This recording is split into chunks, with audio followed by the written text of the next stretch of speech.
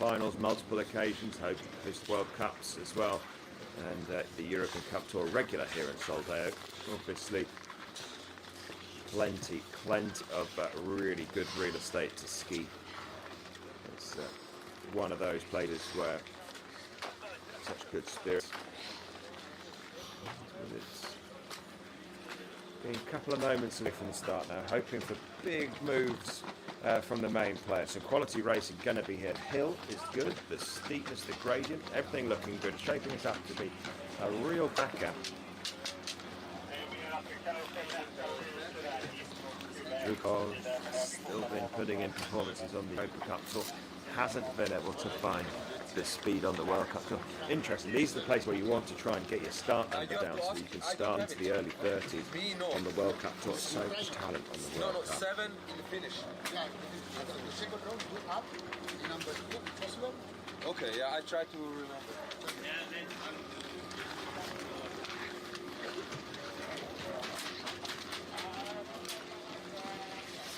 Couple of moments away now. We're just running a tiny bit behind schedule. Sweat kicked off at 1 o'clock, but 9 o'clock, so it's 9:01 at the moment. Jury just going through a last minute check. Hopefully everything is A-OK.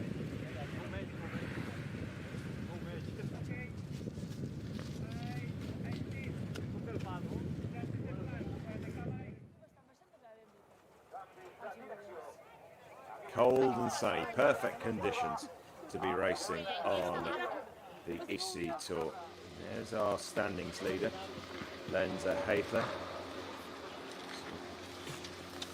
A bit of daylight between himself and these fellow challengers for the European Cup Tour title. The halfway point, getting right into the thick of this season really.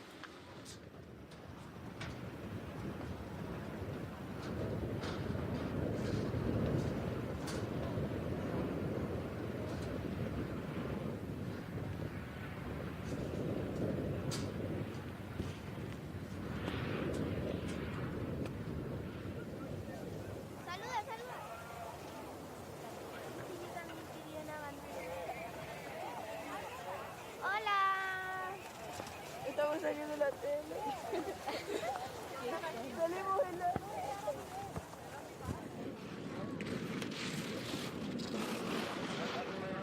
Perfect condition, really nice. Bit of shade through the steep part, which means that should hold up through the full list of runners and riders, really. A couple of generous, no doubt. El Tata, the resort within, the hill within Soldeu, where we're racing.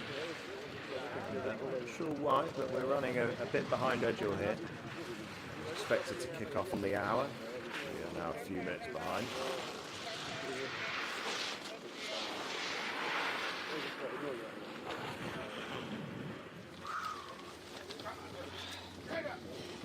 Last minute adjustments to the bindings as we see Kulan Favre going through his last bit. Still waiting to get this one done. Tobias Castellan, the great guns on the World Cup Tour, in the points multiple occasions as it comes down with bib number 2. Probably him and in the early stages anyway, probably the guy that we most used to seeing on the World Cup Tour. Stefan's former World Cup winner down the order, picked up points over in Saalbach in the night giant run that we had just a week ago on the World Cup Tour. He goes with bib number 23, and these due to European Cup points. So the top 30, the points, the start numbers decided by the points that the athletes have accrued over the season and some of last season as well. So that's why somebody like Stefan Lutz, who's got points on World Cup Tour, has got a World Cup win to his name, starts a little bit lower down the order because he's starting on World Cup, European Cup points.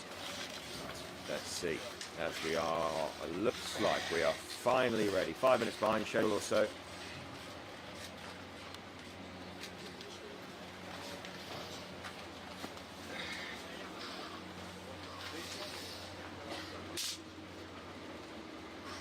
Bib number 1, Rasmus Backvig for the Norwegian team.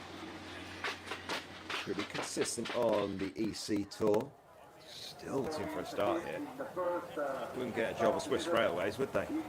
As we are 5 minutes behind schedule. Let's get cracking. Racers are ready. They've been ready for ages. As we see you from the start.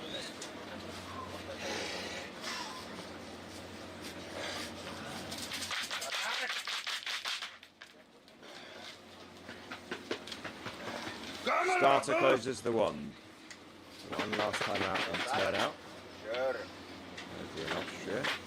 Finds himself. Oh, slipping. Skis are too slippery. He's starting to go backwards.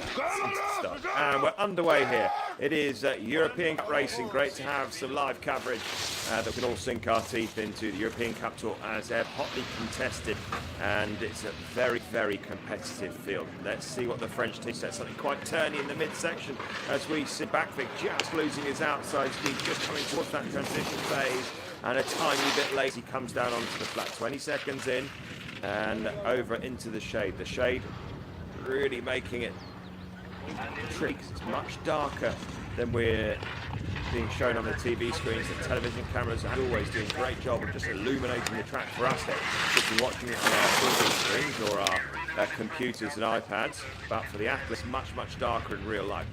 This is much nicer down the bottom. Now down and over the rollers, working with the terrain well as the Norwegian comes down towards the bottom of the run. Oh, but he's missed the gate and he's out. Didn't quite cut to that one a bit too late. Hopefully we'll get a replay of exactly went wrong, because it had one last time out.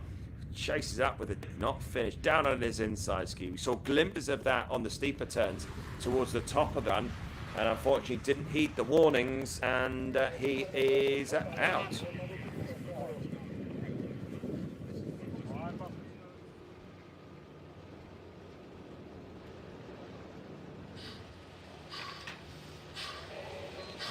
Tobias Kaslinger pushing out of the start gate. 20, there you go, 22nd in landing on the World Cup Tour. Definitely the guy that's got the most history. He's certainly got the most points so far this season on the World Cup Tour, and he's trying to bring that into his giant slalom European Cup form. Slightly late again in that transition, coming down from the flat. We saw that from Bakker, and actually, obviously, Bakker didn't finish. Backvig failed to finish, but if he had finished, Tobias Kaslinger would find himself 0.8 of a second behind to that first time intermediate. And we're coming down towards the next indicator at 42 seconds, just to show you how quick Backvig was as we come down. Nice work over this train. This is where Backvig really put in some performance, and that was 1 point. He's 1.26 down on the time of the early turn set by the Norwegian, but then the Norwegian failed to finish from here, just went down onto his inside ski.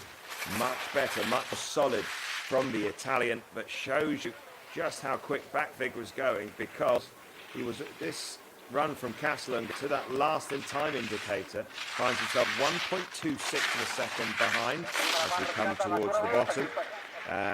Sets our target time. Now we've got a target time of 1:13.60. 1:13.60.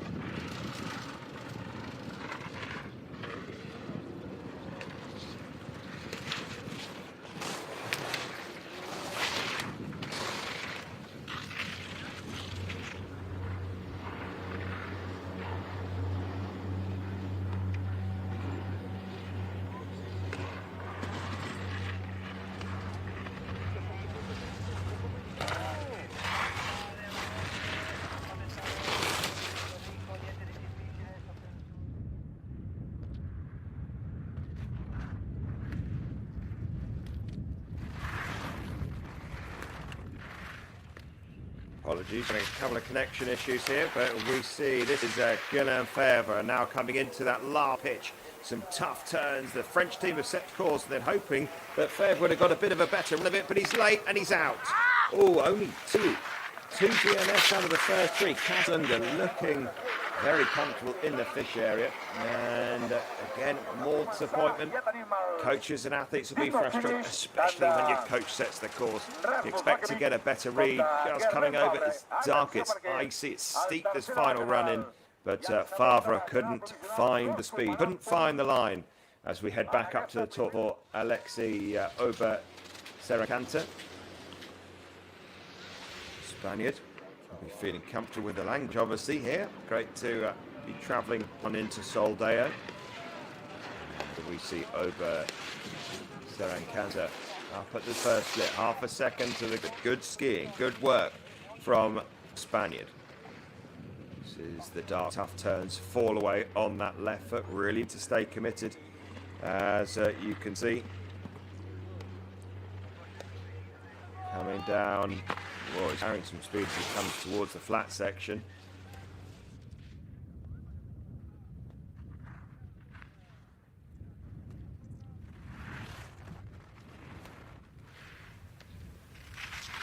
.65, and this is an exceptional run as he comes down to, oh no! Big mistake just coming over onto the final steep. .26, he's thrown away all that advantage. You expect to see that get less as well, because that's a big mistake just through that time indicator. Now coming towards the last couple of turns, and Kaslunga surely still the lead here. How much does Kaslunga lead by? Whoa, much closer than I thought. Into second position. 50% finish rate at the moment. As we can see, disappointment because it was a cracking run, really good. Then just another racer not fully committed outside, maybe just tiny bit slick underfoot than they expected. Prokharov picked up the penultimate race with that double header and turnout. Well, getting late in that transition as well. Not like all the athletes, we've seen that from a few of them. Expect to see that message go back to the top, that there is a tough couple of turns on this hill. Really need more commitment over the outside ski. Much darker, much more compact, much more slick underfoot.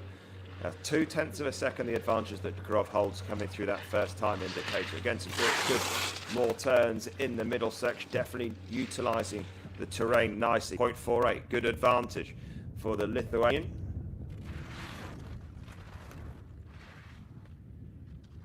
These are the turns. 0.58 now. Solid over his outside ski.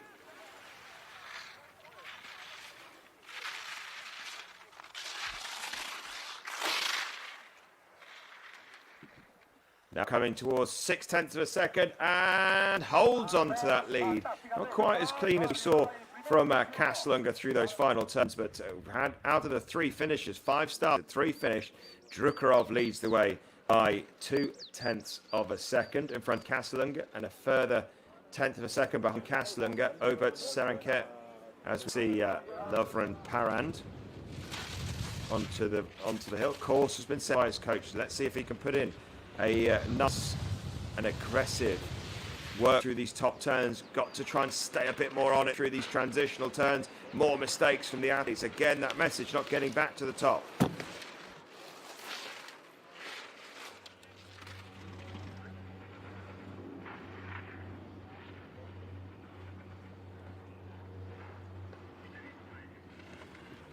Lost an arm guard as he comes towards this midsection. Let's see how Parand is able to deal with these turns through the middle. We saw good turns from the Lithuanian leader over this middle section. Everybody still not able to put in a top to bottom clean. Parand now finds himself with work to do. 0.35 behind. That was where we saw Bakvig go down, having picked up a really quick time. Now losing more time than we saw. The Lithuanian had 0.6 of a second here, and then only ended up crossing the line with a 0.2 of a second lead. So definitely space to do this bottom section better than our leader. And that's a nice tidy finish. Is he been able to claw any time back? He's clawed back a bit of time into third position, 0.26 behind.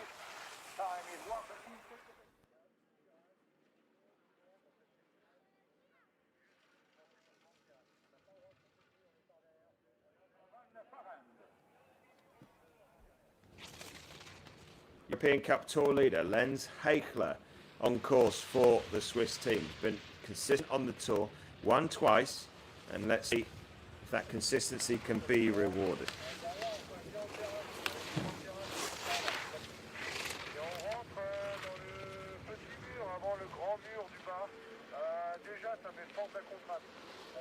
Look at that, massive advantage early doors. No wonder this guy's been leading the tour, looking very comfortable right at the top of the turn, looking extremely happy through this middle section of 12.58, and that is a very healthy advantage.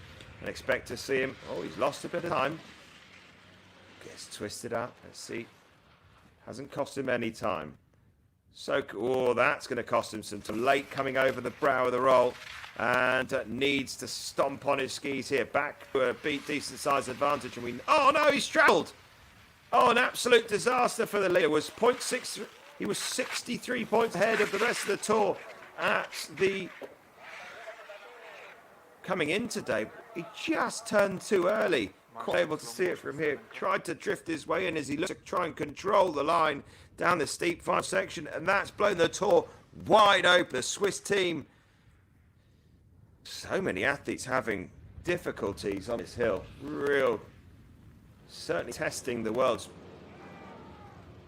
best. Talaki picked up form in Schladming, qualified for the second run. Not going too bad on the European Cup Tour either. Let's see if he can keep a bit more height in this transitional phase. The message looks like it might have back to the top because that's a better execution. Later line, but still managing to arc his way through. Comes down, expect to see some good turns through the middle section. Oh, but he's got himself some work to do. Maybe just controlling the speed too much. The athlete's really finding it difficult to find the perfect blend on this hill.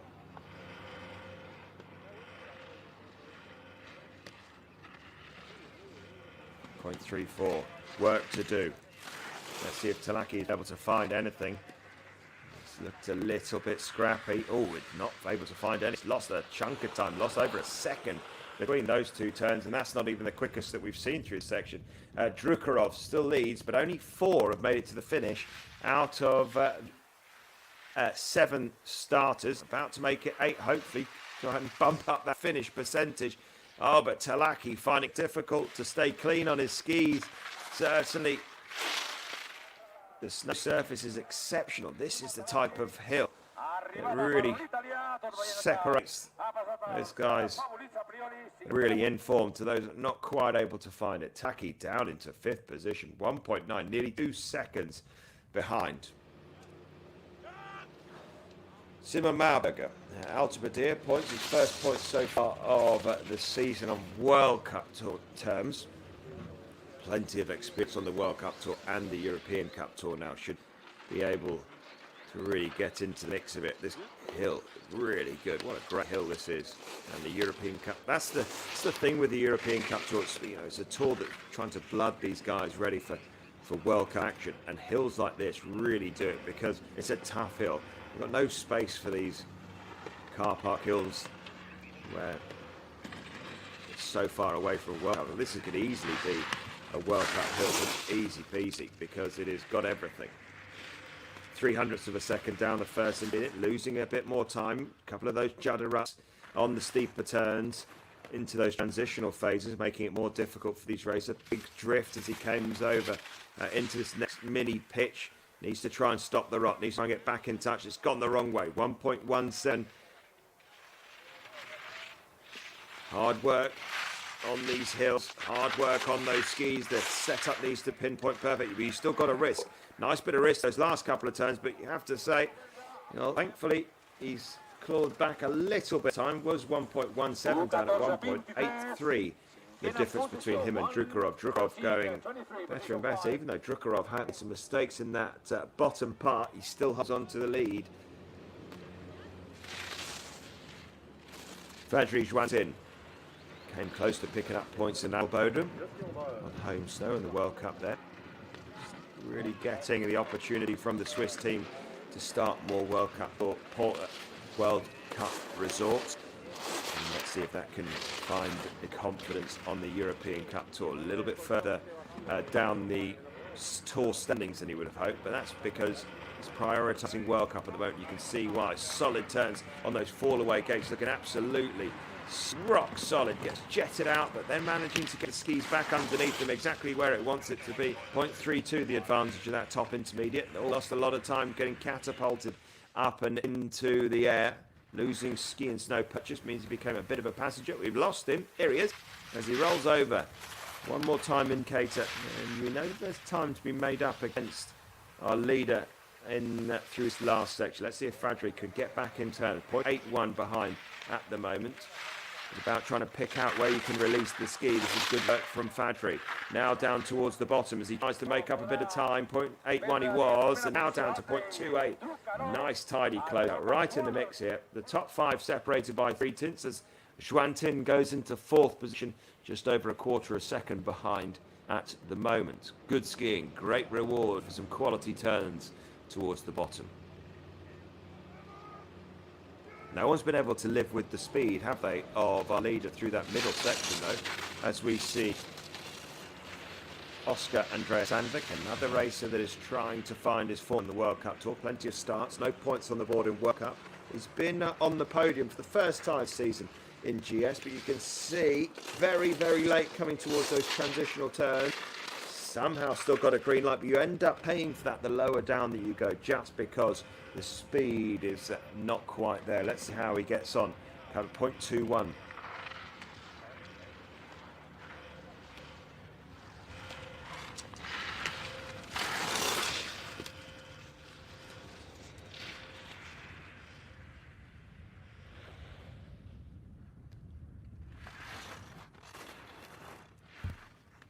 Hundredths of a second now to try and find.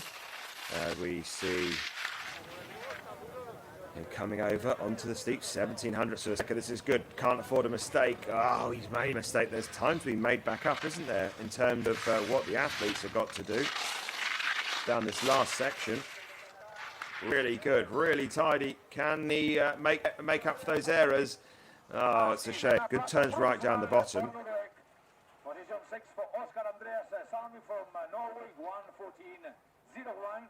The gap is 0.61 with current leader Andrei. Drukarov still leads as we see next starter. Samen Selag next up for the Norwegian team.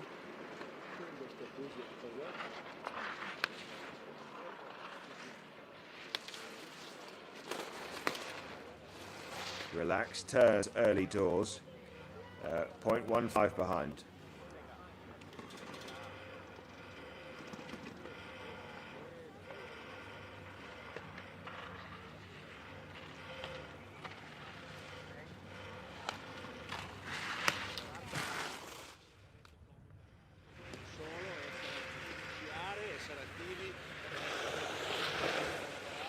.94, just getting away from him. Like I said, there's definitely time to be found in those lower turns. But let's see how he gets on as he comes over. Oh, he's got himself a real uphill battle as he tries to find something through these last few turns. 1.37, there's time to be found if he can keep it clean and tidy. But hopefully for him, he'll find a little bit to get himself into the mix here. Found a bit of time. Only a 1/10 of a second or so, 1500ths of a second in those last few turns. Just paying for those types of errors in the transitional phases. Matthias Roengren, another racer that's picked up points on the World Cup. Second in the last round in turnout. It's a giant slalom form, and he's got points on the World Cup tour as well. Let's see if Roengren can get the better and find the touch. Just top turns with these drifts that the athletes are putting in, making it a bit more difficult to find the speed and find the tempo through these early gates. But at the moment, got that green light, looking comfortable. Oh, don't go too direct now. Don't undo all the hard work they put in through those tough turns. Fall away gates, being very difficult for Oengren at the moment.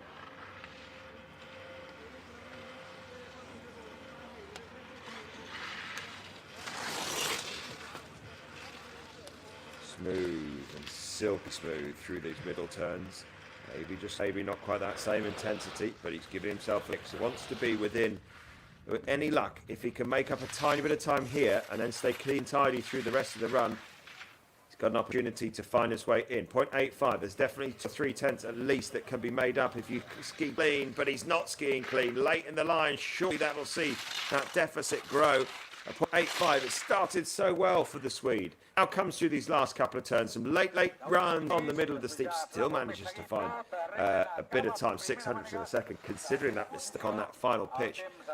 He might be ruining, not skiing as clean, not quite able to stay ahead of the game.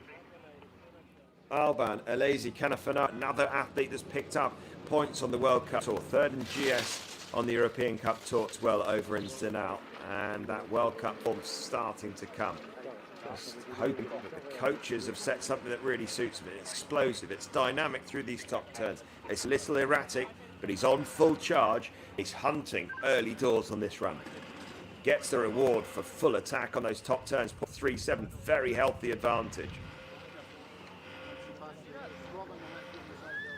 Former world junior champion in top form.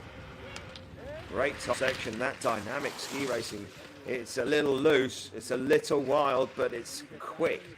900ths of a second behind our Lithuanian leader. Drukarov has led quite some time now. Let's see if anybody can get in touch. Needs to try and stay close. Within 3/10, you've still got a good chance. Half a second now. Seen a couple of athletes pick up some big margins. That's putting yourself right in the mix. Stay clean, stay tight. Has he got the energy levels left? He's been putting in some tough turns. He's been putting some explosive skiing. Nice risky run down to the bottom. This could be going very quick. And into second position. Really tidy down at lower turns. And Elise Canafanara has put in an absolute cracker for the French team. Slots into second. Just in front of Tobias Kassler. Now has dropped down to third. Back up to the top, Adam Hofstede for the Swedish team, third in the European Cup. Let's see how he gets on coming through these early turns and looking relaxed, looking smooth. Got a green light. We've seen quite a few athletes have a green light on Drukarov, but then Drukarov tell the afterburners in the middle section.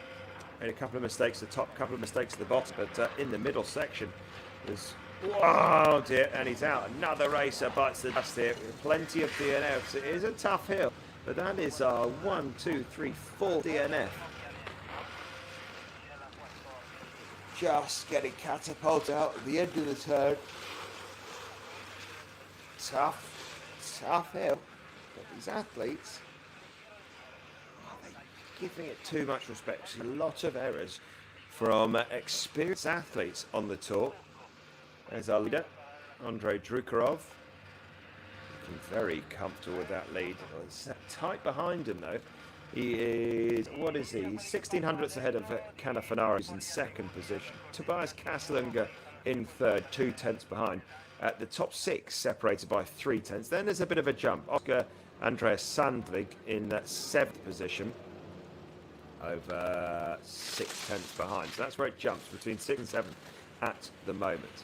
Back up to top then for Eric Heisad Solberg, another racer that has been putting in the starts on the World Cup Tour, yet to find points though in the World Cup. So let's see if he can continue just to pick up some good results. And this early work from Solberg. Needs to really be careful of the outside skis. A couple of fall away.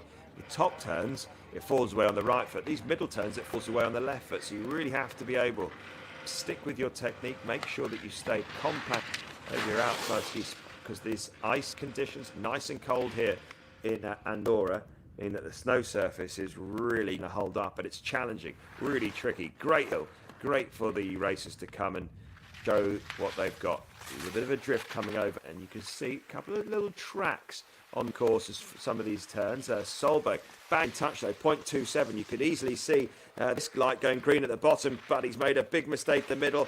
Surely can't make up time, having made a decent error with the line choice. He's letting it run out, but how costly could that run be? Oh, third position for Solberg, who was going very well.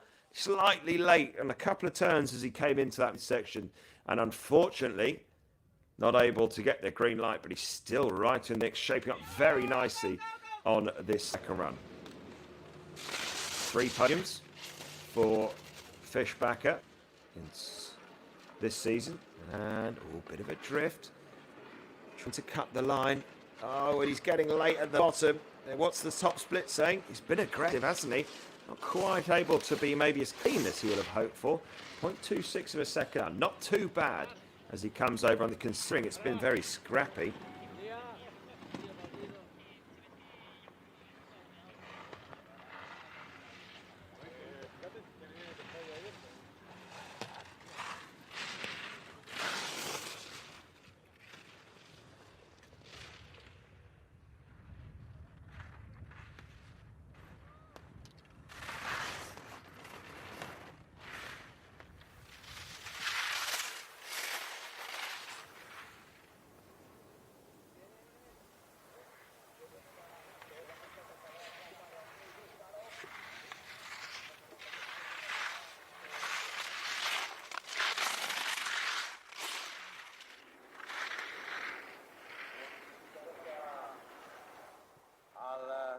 Suís, posició 12, per Marco Fischbacher, 14,95.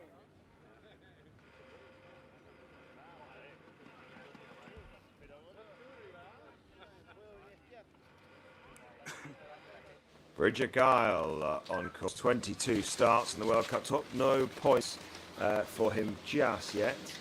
Some good turns and some good opportunities here today. After Fischbacher dropped down the order into 12th position, and see if the American team can find anything here. 700 of a second early on. We know that the course is going to hold up. Lovely conditions here in Andorra.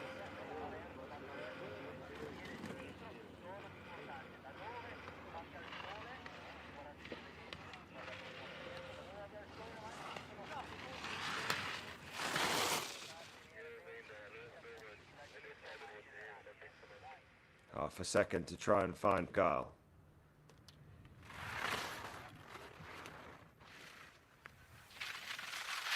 Bit cautious coming over that roll. Oh, and a massive mistake, and he's down. And is he out? Well, he seems to think he went the right side of course.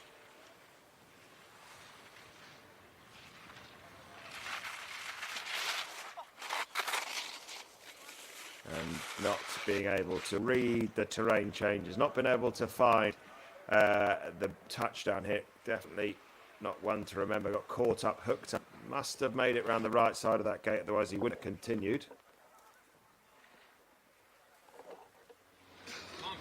Back up to the top then. Patrick Kenny picked up points on the World Cup Tour. His first European Cup start mid-January, but he's picked up points.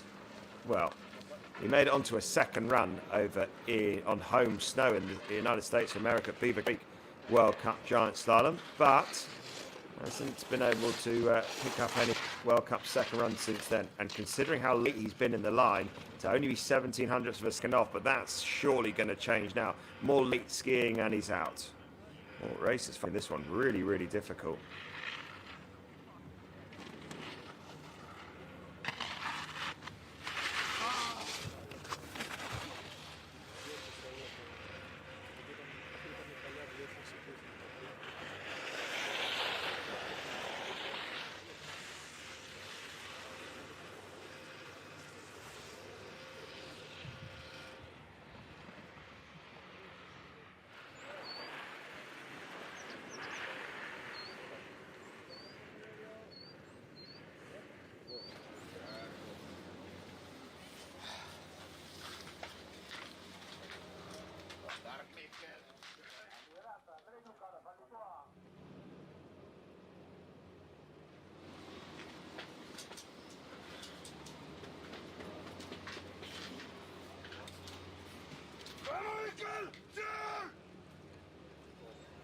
Career best 8th place for the Norwegian, Mikkel Remzi.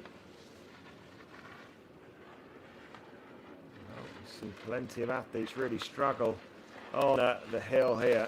Plenty of athletes Here's number 21. We've only got 13 through to the finish. And, Ramsey having a couple of issues. Bang in touch early on, though. Let's see if he can find the line a bit easier, because at the moment it's just about getting away from in the middle section. Comes towards the next time indicator. Crucial split coming up to see if he can stay close.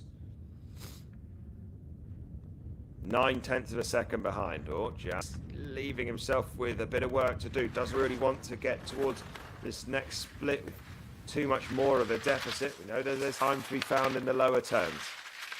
Big drift, big plume of snow. Whoa, 1.7, not going to make up anywhere near that type of margin. Stays high.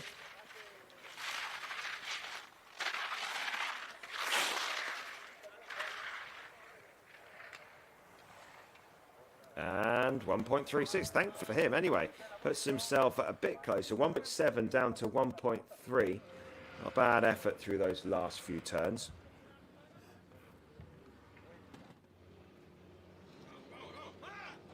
Back up to the top for Albert Ortega. World Championship started in his career.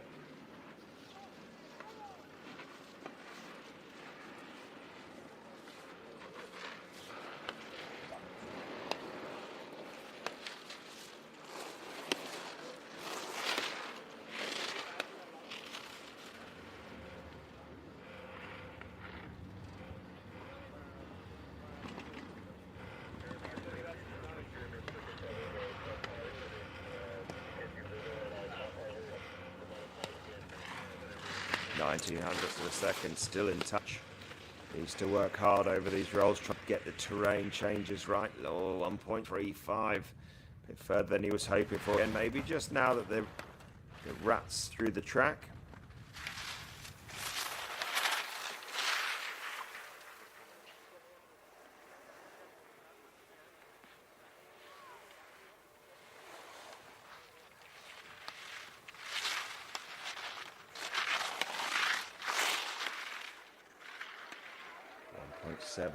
Good turns in that closeout as he found some time. No, lost more time into 15th. That has got to be, is that the slowest so far? It is the slowest so far.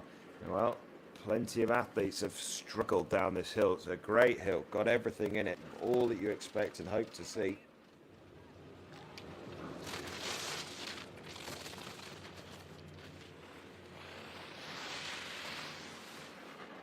Diogo Oricchioni next on course. French team, don't forget, set this course. Let's see if Oricchioni can get into the mix. Best of the French is Elise Canafanaro, in big 14th position. Look at that, very good advantage. These are the fall away turns, need that full commitment. Need that little bit of trust. Need to try and cut these drift at the top of the turn out. Comes towards the next time indicator. Was so quick across these flat turns, really did get into this one, and he's still got an advantage. Oricchioni flying through this middle part of the course, and again, if he can come to the top of this next pitch with a green light, surely the lead is his. Oh no, he's down again. Big mistake. 0.72 now. Somehow he's still in, but don't let the mistakes creep in. You've got to wipe those away. And again onto his inside ski. Well, he could have easily continued there. Looks like he's hurt himself a bit. Still had an opportunity to pick up points here. That's a big mistake at the top.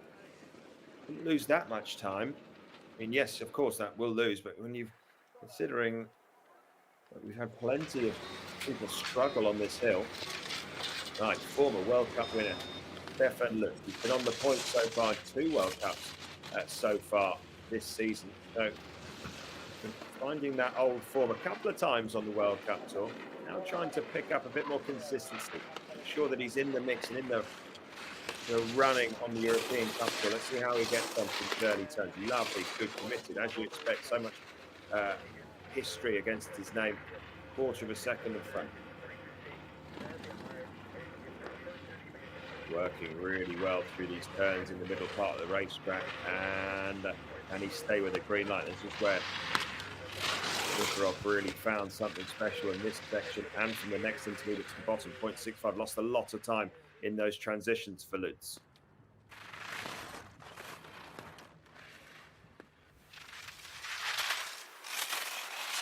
0.65. Next time indicator, if he's under sort of 6, 7 tenths, or 1.1, needs a really quick closing section, needs to really commit to the outside ski. The judder up, making the athlete ski a little bit further away from the gate. Can he find something?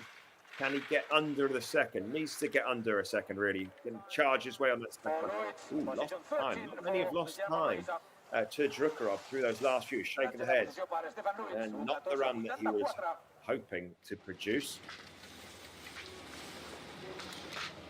Livio Simone next, of course. This race is 24 in another race. Simone name, very prevalent in the World Cup. Aggressive, look at this. Risk. That's been the name of the game from the top 10 so far. And what's the reward? Can he be ahead? Just a little bit behind. 800ths of a second. Ooh, close to finding that inside ski earlier than he wanted to. But managed to really get back on top of his outside ski nice and early.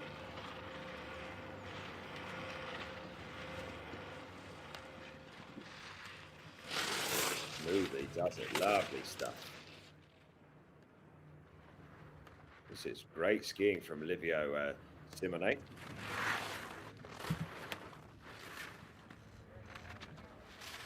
Comes over, finds the edge nice and early. Can we be within half a second? Would be great. 7-7. There's definitely an opportunity for him to stay in the mix here because, pushed onto the heels. Big mistake on that final feet.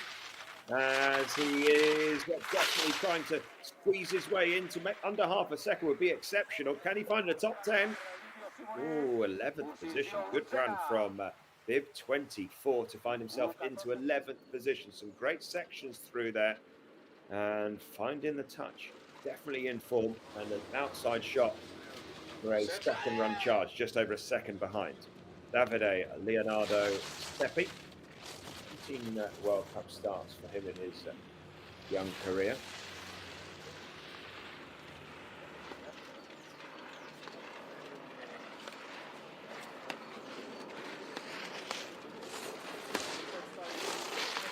Smooth turns, same as what we just saw from Simone on that top split. Loses his outside ski. That's a disaster. All these coaches we've been telling the athletes working hard, trying desperately to find the touch. Of course they are. They're just not quite able to deal with these side hills, deal with the pressures, and on to his inside ski.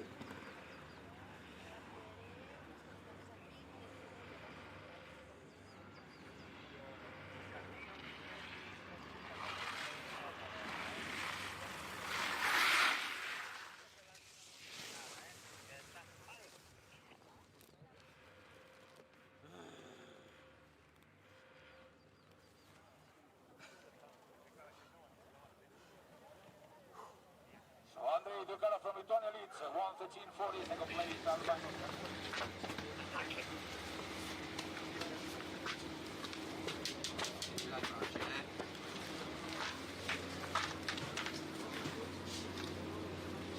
Vai Franci!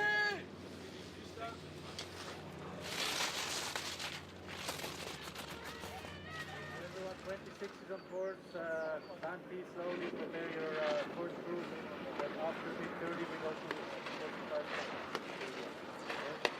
You ready? We'll go back.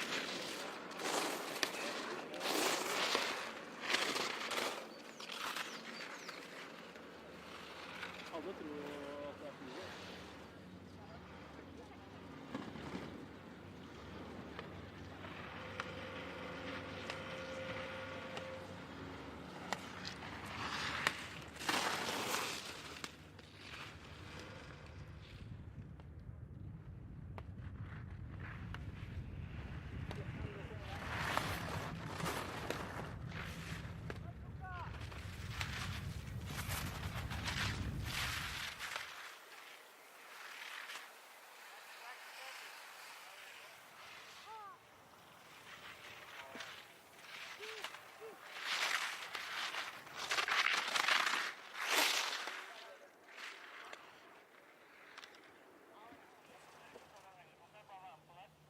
And finish line for Sogini, position 18.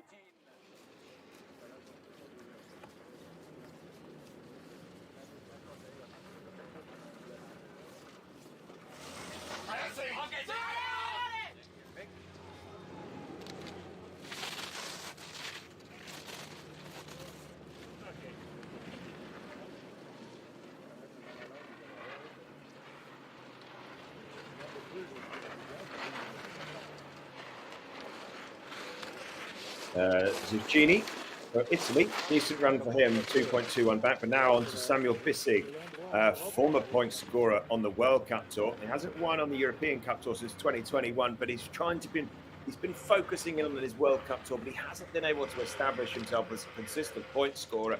So maybe coming back to focus on the European Cup Tour gives him a better base, gives him a better stance in which to try and charge through. Not the best bib number, but some great skiing through this middle section. 0.64 off.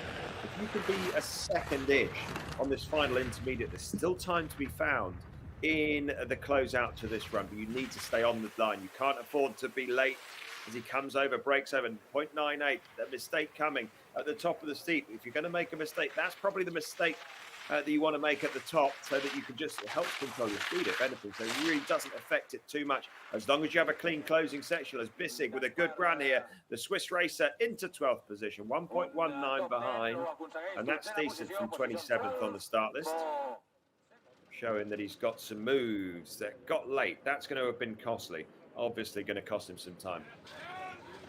Hannes Zingele next on course. See how Zingele can go. Again, another racer that's got World Cup points in his history, not from this season though. And let's see if he's able to find the touch. The Italian team, best of those is Tobias Castellinger, went down with bib number 2, then Simon Marberger in 10th position. Nice healthy advantage for Zingele. Oh, needs to stump on his outside ski through these fall-away turns. 0.22 off, as we see him coming down towards the middle section. And let's see what he can do with this top split. Decent top split, 0.22 off. Now finds himself 0.22 behind. It's not too bad from Zingele. Needs to stay in the hunt, stay in the mix here, stay on top of these turns.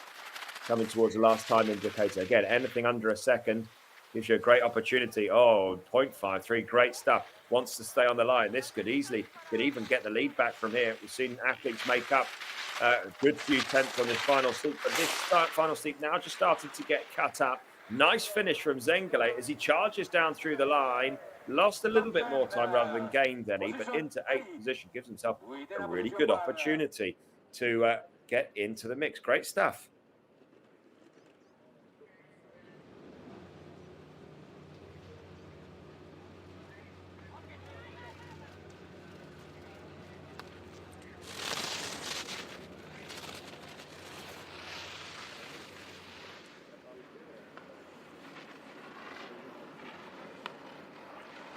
Federico Toscano next on course for the Swiss team. How's he got on in these early splits? Course, very tricky course with the terrain that's here in Soldeu. The French team have set, really challenging the racers, but proving that they're getting a good showing of things. Half a second behind is Toscano. Trying to stay low and aerodynamic. What brilliant snow conditions here. The local organising committee have got a dream surface to work with here. Lots of hard work, but also getting the reward. But 1.15 off, then the mistakes creeping in on those flatter turns. Let's see if he can cut those mistakes out, because if he keeps making these mistakes, another mistake going to be costly. There it is, costly. At 2.32 behind.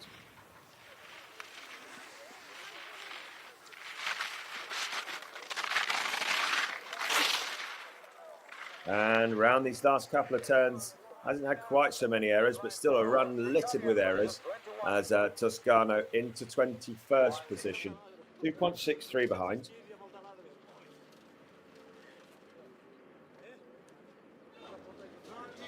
Iron them out of the gate quickly, aren't we? Sandro Zubrug next on course, another racer with a name that we've seen on the World Cup Tour so far this season. Haven't seen him into the points though. So back to the drawing board, back to the building blocks that the European Tour fulfills for a lot of these athletes. Very late coming across that transition. It's a really costly place to make an error at 6/10 of a second behind.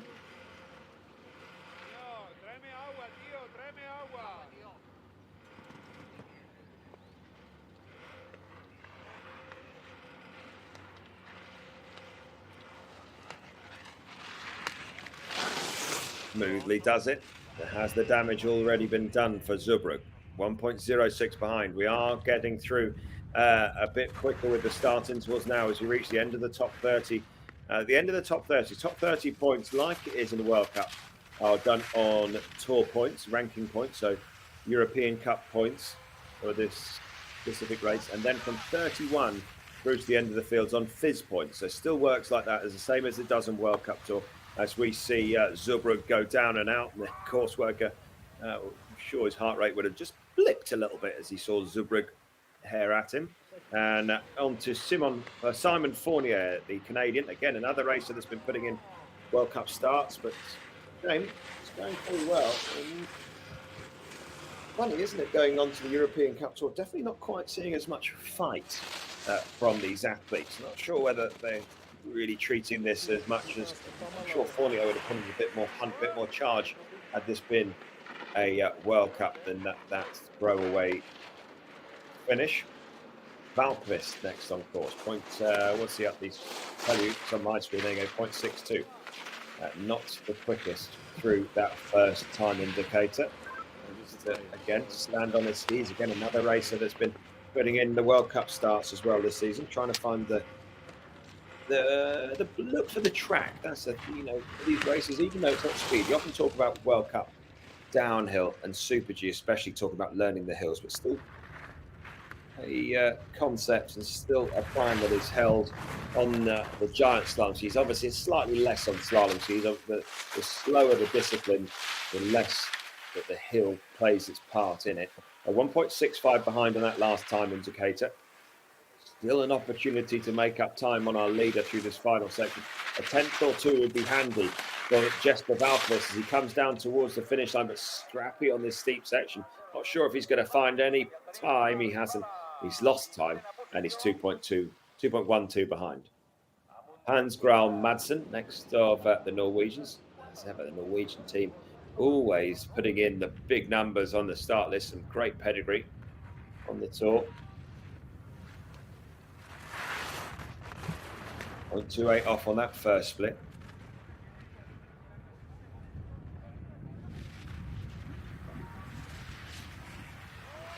Smoothly does it. Tries to find the blend. The Judderuts, we can't see him from the distance of our cameras, but I tell you, guarantee, especially on those steep sections, the Judders will be playing their part and forcing the racer slightly further away from the gate. Decent run from Graal Madsen into 18, 1.88 behind. And second away from a top 10, basically, at the moment. Physical. The altitude high, over 2,000 meters at the top of the run. And 113.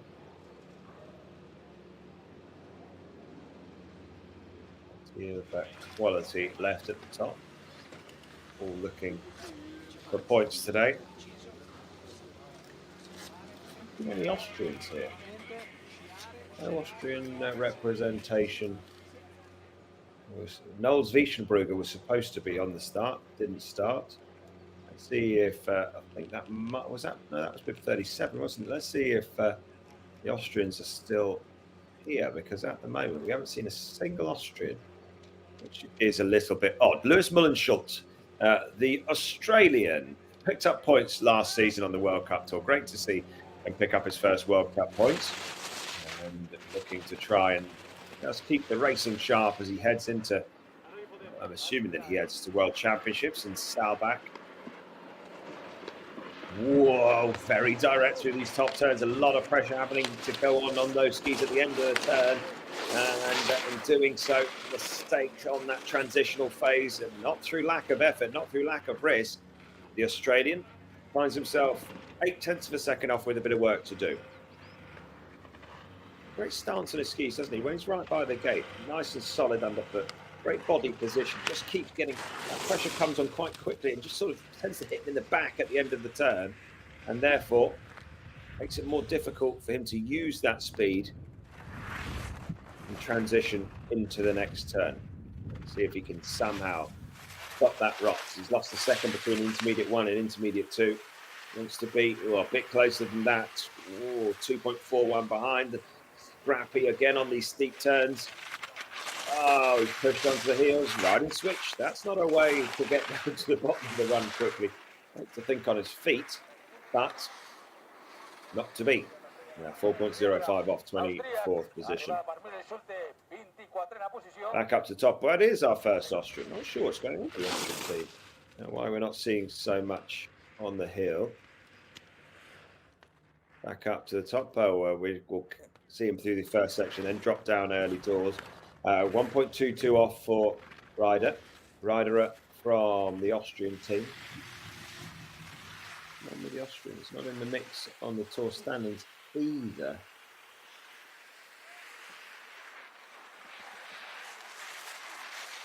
$1.8 behind.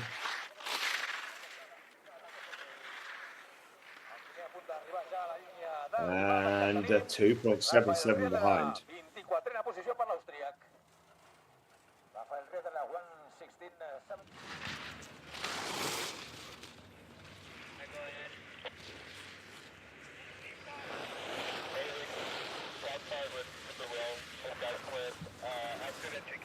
Delio Kunz of the Swiss team, decent split on that top section, 0.37 behind. You have to say that now with a course that's deteriorated, 37, nearly 40 starters, and he's only lost, look at that, 300s between intermediate 2 and 3. This is looking great for Kunz. Can he find something special in his last group? How much energy has he got left in his legs? Because it's a big finish here, and he's obviously expelled a lot bit late in the line.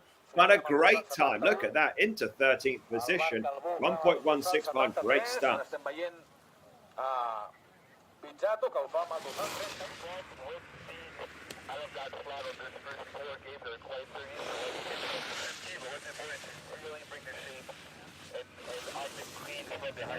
Somewhere on here, supposed to be. There he is.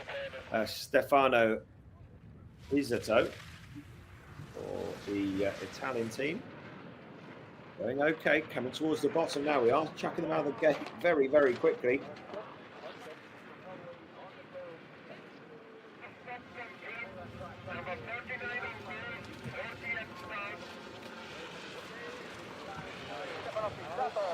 (22nd position). That's into the mix, into the top 30. Still get top. You get a second run lower down the order on the European Cup Tour, but it's still only reverse of the top 30. So the top 30 is still the target, obviously, for these races as they try and pick up points. And a decent run into 22nd position. The RTD is standing just a second. Oh, that's nasty from the Norwegian. That's could be a nasty one. Good to see him up on his feet because what you want to see. And made a stern stuff, tough stuff, and he bounces up to his feet.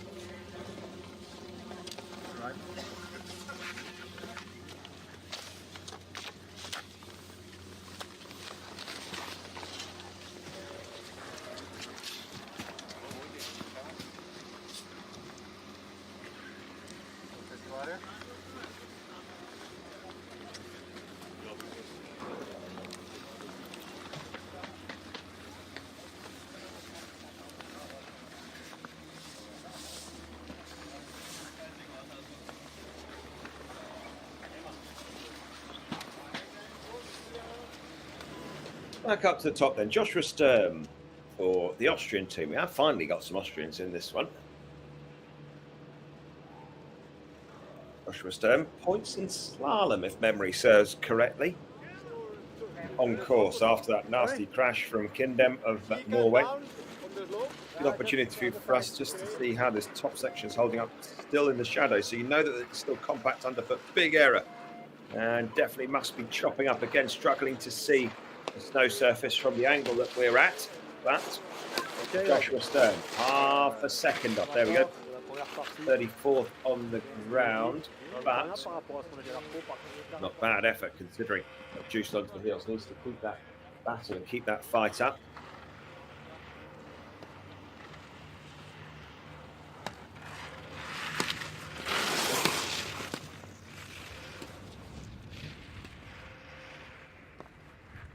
Good work from Joshua Sturm through the middle part, maybe just giving away a bit more time than he was hoping for.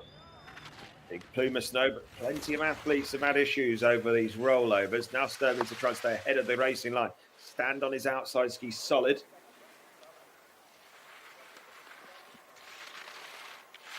Whoa, let's see what he's getting on. How close is he able to stay? Because this looks like a quick finish from Sturm. Tough turns early on, great turns down the bottom and into a top 20, 1.66 behind. Eddie Hallberg, what a season this man has been having on the slalom on the World Cup Tour. He's been 8th in slalom on the World Cup Tour. Confidence sky high from the Finn, really putting in the performances on the slalom skis in World Cup. Hasn't done it yet on the GS skis, but showing, look, that he's got some great GS form. Stands nice and tall on the skis. Great starts right in the middle. Just means that if he does get juiced around, gets pushed out of position, he's got somewhere to go. As Hallberg, another tidy turn, 1.04 down, getting late in the line. Solid pole climb as he tries to execute the game plan down the lower turns. And he's going to put himself in the mix here. Another really good performance. His European Cup form is on point as well. Into 13th, 1.12 behind. Again, that will show messages to the top of the course. Is in a great position. That is the next guy in the gate, but already on the way down is Sporer of the Swiss team. 0.63, 1.58 on the second. Hallberg showing these later starters there's plenty of opportunity on the tour at the moment.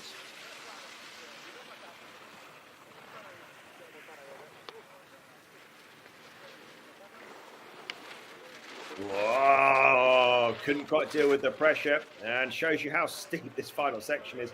Not going to stop. He's going to hit the advertising hoarding. Not quite.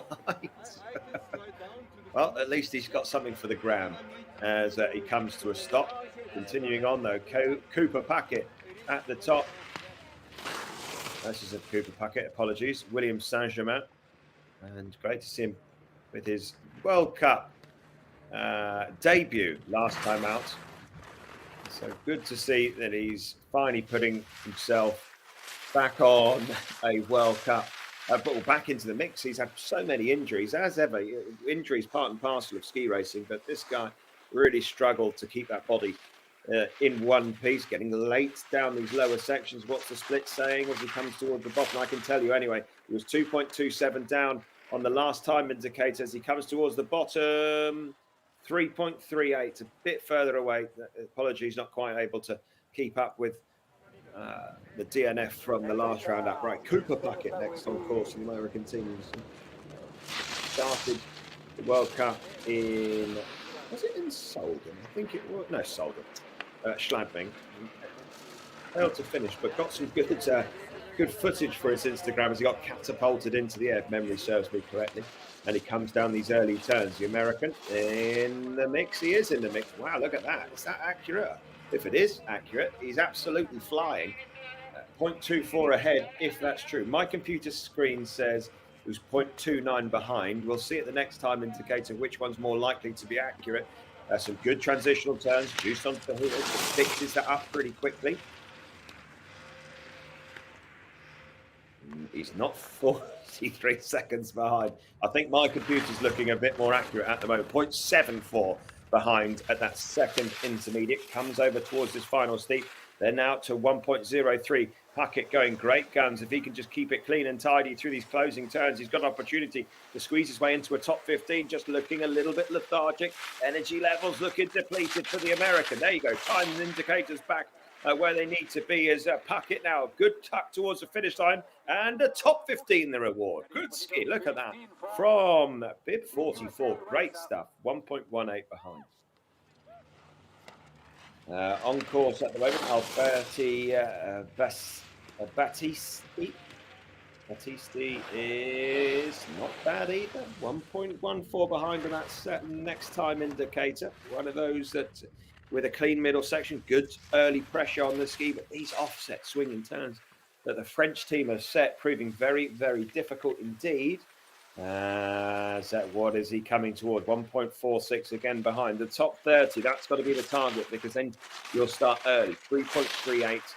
That will be beaten definitely. So we haven't really got a competitive 30 just yet. 2.19 behind.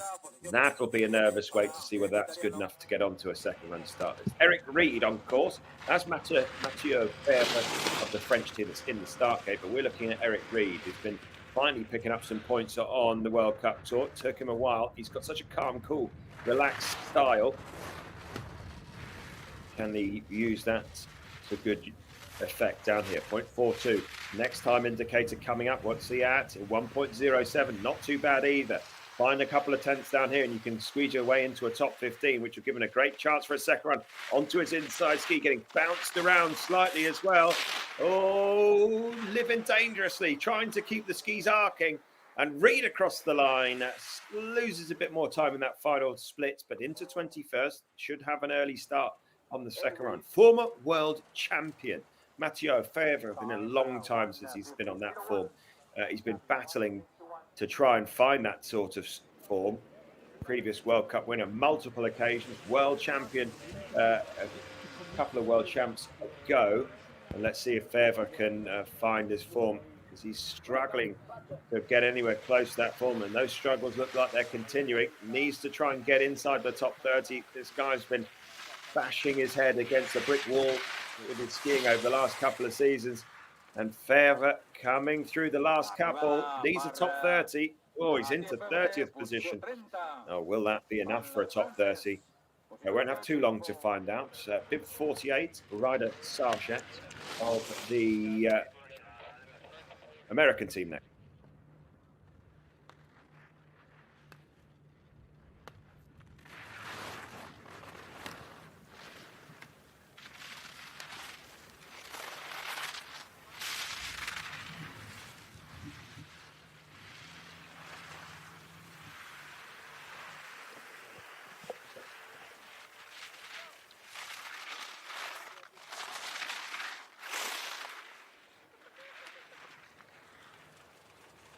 There he goes, finish line for Sarchet into 26th position, under 2 seconds off.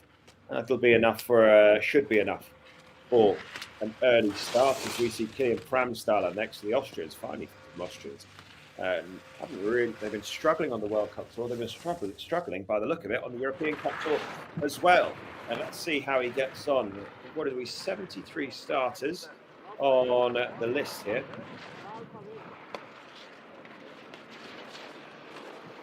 Oh, long way off though. That's not going to be good enough for an early bib on the second run. If it should, with all these DNFs, you're basically guaranteed a second run start, but still only the top 30 reversed. William Pramstaller.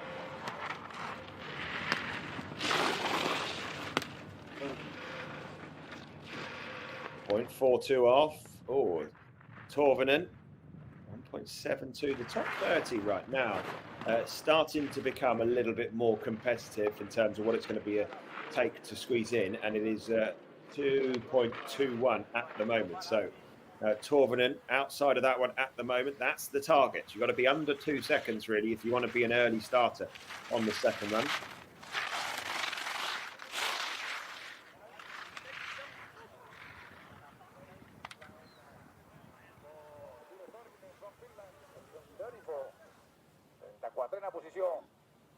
Back up then, as we saw 3.22 for Torvinen, onto Leo Baraldi for the French team. French team set the course. Baraldi having a bit of struggles on his way down. Another 20 starters to go.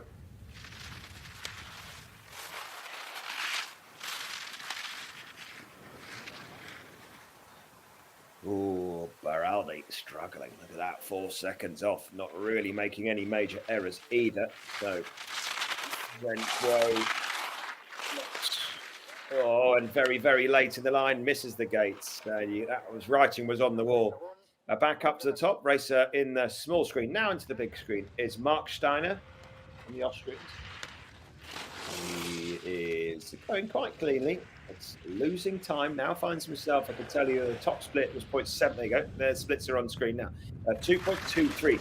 That is the 30. Oh, he's down and out. Now the racer bites the dust on an easier part of the course. The Austrian coaches may have a thing or two to say about errors like that, as that next racer lying down. This is Thomas Lardon. Thomas Lardon, isn't that what they put in a...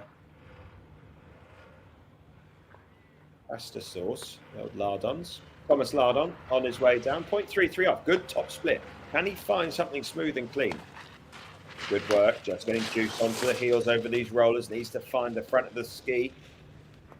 0.84, really good split, finding himself inside the top 20 on the ground at the moment. And some good quality turns. Here he comes. This is looking very good. Last time indicator, 20th. That's what that would put him at 1.12. If he can stay within a second and a half, he's got top 20 on his hands after this first run. No, releasing the ski nice and early as well. Desperately trying to stay in. Oh, no, he's thrown it away. From bid 53, an opportunity of getting inside the top list. He's got himself a time, but obviously that will not stand. Really, real shame, massive shame, because old Lardon was getting close. And surely was skiing inside the top 20 there. Peder Lunde next on the course for the Norwegian team. Opportunity for us to have a look at how the course is holding up.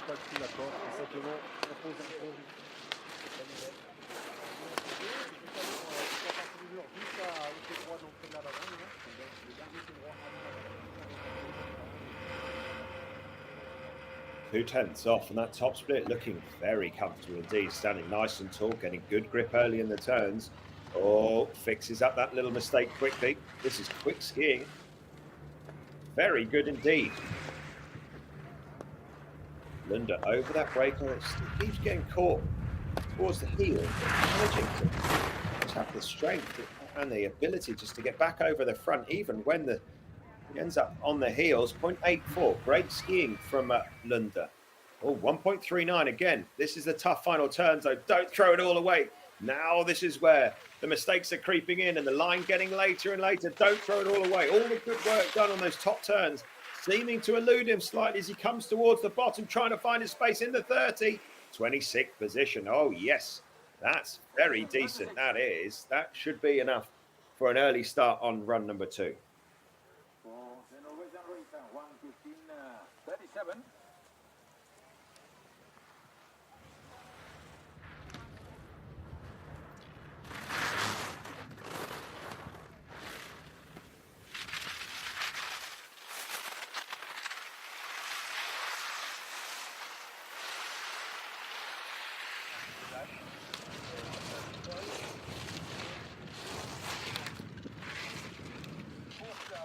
Long way off for Hannes Aman.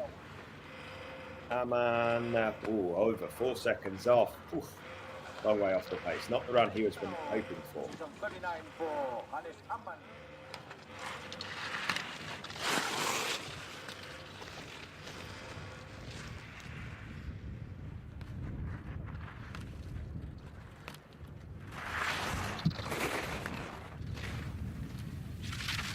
Well, the course is still there, the slope's still there, conditions definitely still are there for these later starters, even though we're coming towards the end of things. If you have the ability and have the willingness to risk and have a flyer, put it all on the line, you've got an opportunity. But Piazzo not being able to do that point, what is he going to be, a good second or so away from an early start on the second run. 37, so many did not finishes.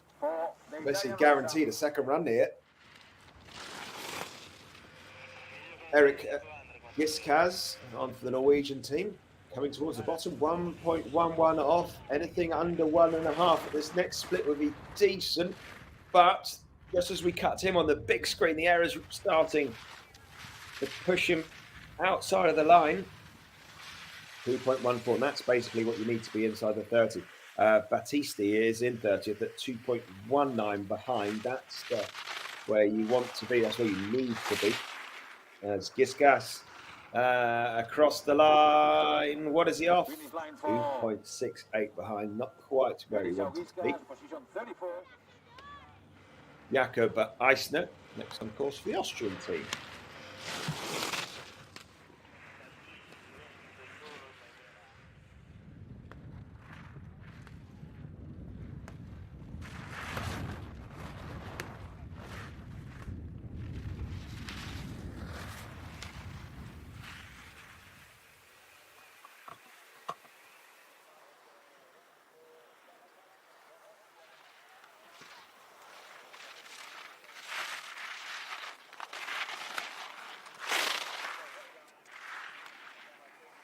And definitely difficult with these conditions. Bulletproof underfoot. The judders will certainly be there tonight. These racers having difficulties. Back up to the top as we see Hugh McAdam, another racer that's been putting in plenty of World Cup starts. Oh, getting twisted up at the top of this run as well.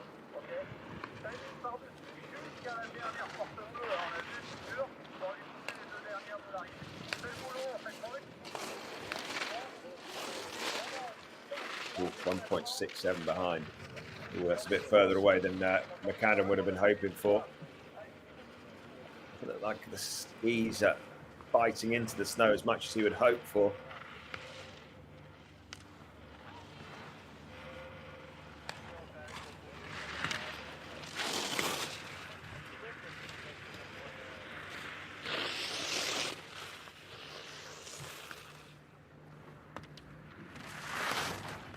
Finds himself quite a long way behind, 4.27. Still got another 10, 12 races.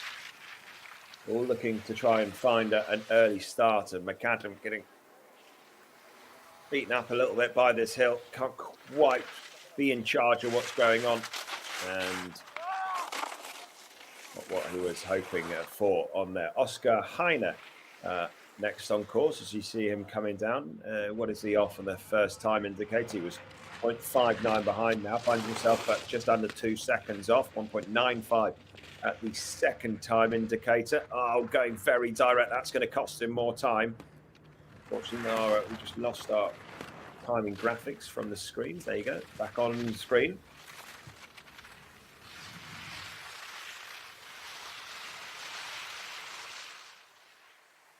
.2 behind. Going to take something real special from these later starters. Can't get themselves into the mix. The piste is still in a great condition, definitely able to challenge, but quality skiing throughout this field really means that it's going to be a tough chance. Marinus Stenhofer next on course for the German team, struggling with the time he is away from our leaders at the moment.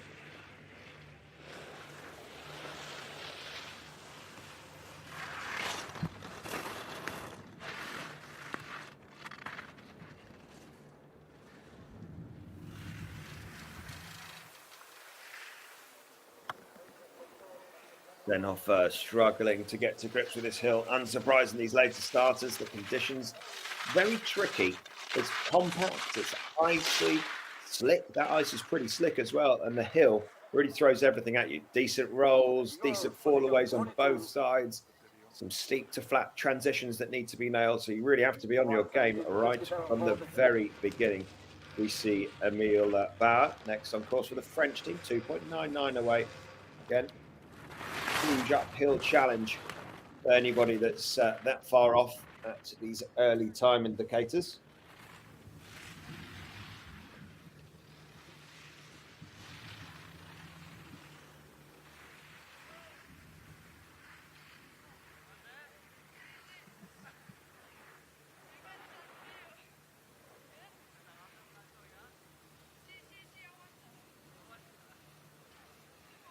Not to be for Emile. Mistake by Frenchman. Book.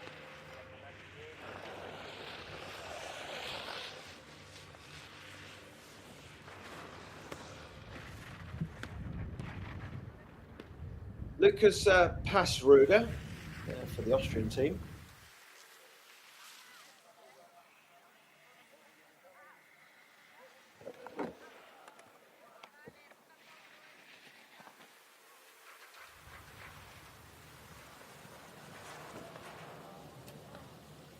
Finish line for Lucas Passruder, position 39.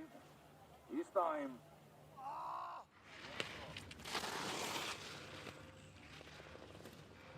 Charlie Woodbridge next on course for the French team. Get another racer with British heritage. Quick recovery. But again, still not quite able to find the touch, and now really struggling coming towards these steeper turns. Maybe just having the confidence not.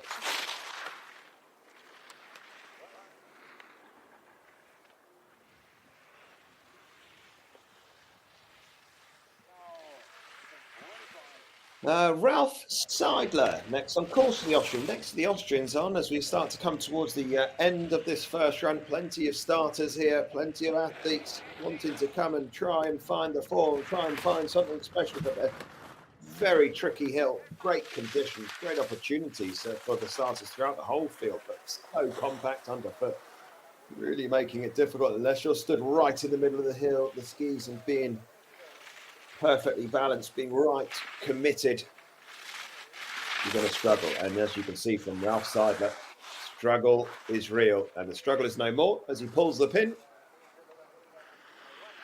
Thomas Rayner next to the Austrians on his way down. Interesting suit for an Austrian.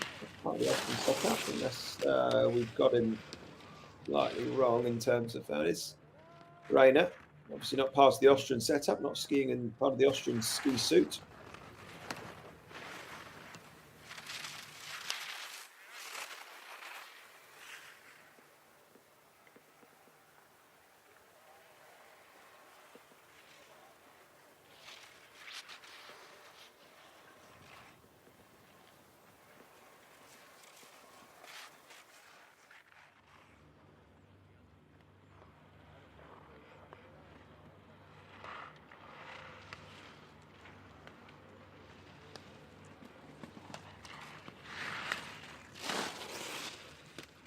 Fabio Alesina next to the Italian team. Again, look at this, the time just getting away from these later starters.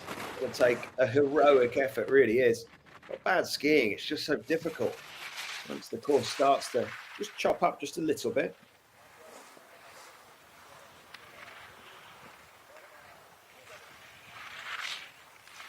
Tricky set, nothing too difficult in there.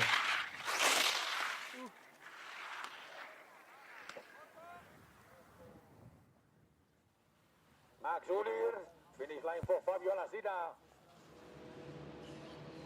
Well, Alesina was 3.85 off, back to the top for the next of the French racers. This is Arthur Food.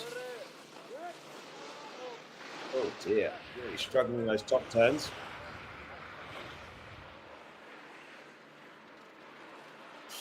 And struggling to stay inside the line, and that is, well, good to see him putting in a bit of a decent effort in staying in the course, but that's going to cost him some lot of time.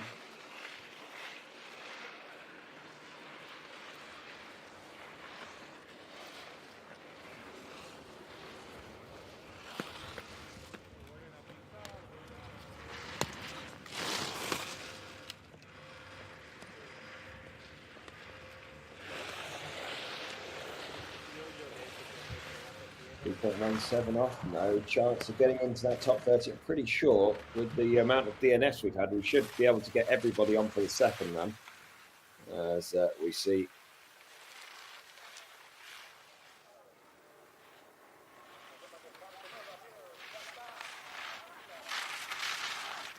.3 off for Gabriel Gutierrez.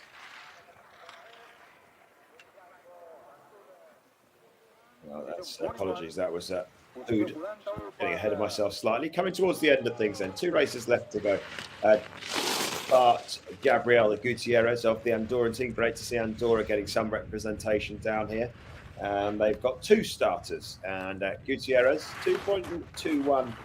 Trying to put on a performance on home snow. Will know this hill like anybody, better than anybody else. Down towards this final steep, needs to stand on his outside ski solid. It's so difficult with this ice. Oh, losing his skis, and somehow great battle to be able to stay in. Gabriel Gutierrez at 48th position, 5.11 behind.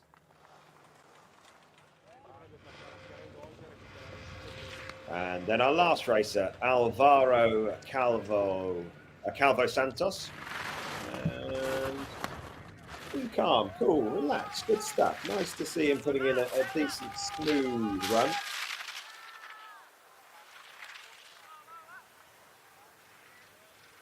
Coming down this last pitch as we come towards the end of our decent field here. 73 starters. And solid skiing. And 5.43 behind. That does bring us to the end of this first run. 73 starters, a couple of did not starters, but over 70 in the start list. All coming to try their luck on this European Cup Tour.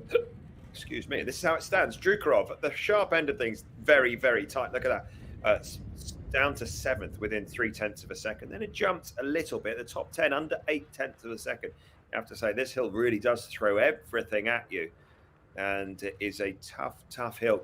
Really proving difficult. Look at those. 37 and 44 into the early parts of the second round. And Pedalunda from 54 will be going relatively early doors on the second run. The top 30 are reversed. Everybody will get a start on the second run. And that's how it works in European Cup. If you're just tuning in, if you haven't been able to watch too much European Cup racing before, as we look down the list, so Drukarov sets the target time. We saw a couple of big advantages in front of Drukarov earlier on, but they failed to finish. And Drukarov putting in a decent run, the real sort of calling card of his run with some monster turns right in the middle through those flatter sections. Great to see some really high quality racing.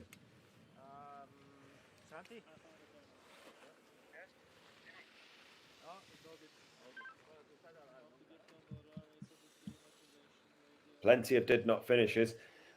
Sort of the nature of this track being so difficult.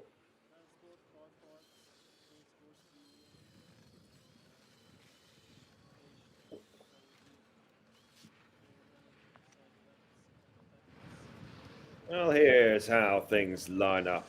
Eric Heiserd Solberg, 3rd position from bib number 16. Some quality turns from Solberg. It's a decent advantage at the top. Found some time through the bottom section. Then Elise Canafanara, 2nd position. The French team set the course, and Elise Canafanara, 2nd position for the Frenchman. Huge advantage at the top. Found himself 0.4 of a second, best part of in front. Then just went and missed. That was where Drukarov really found his time. Didn't get into the grips of this first run too early on, but really then through that middle part, just getting to grips. Then a couple of mistakes down the bottom. All shaping up to be a very, very tight second run. 0.16 of a second lead that Drukarov has over Elise Canafanara, but it's tight. 0.3 separating 1st to 7th. Less than a second separating the top 10. We're coming back at you. What time are we coming back for the second run? Second run starting at just 12 o'clock. We come on air 5 minutes before the start. As then we will be running through the second run start list. There you go. Confirmation, 12 o'clock UK time. Sorry, apologies. That is 1 o'clock Central European time. Central European time on the ground, 1 o'clock. So just an hour and a half's time until we start the second run.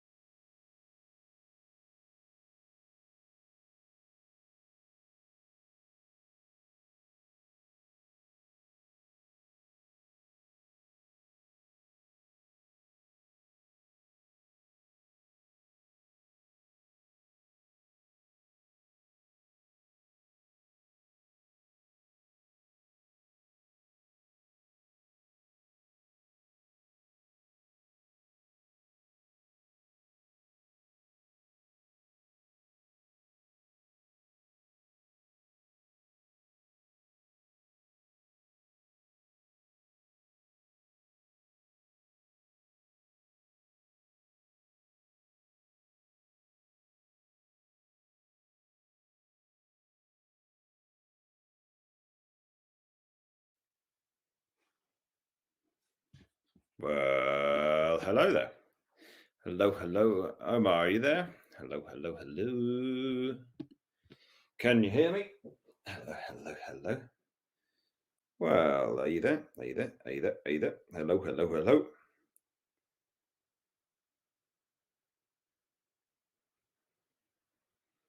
Hello. 15 minutes to the start. 15 minutes to the start. Do. Are you there? Can you hear me? Are you there? Get up the running order for the second run.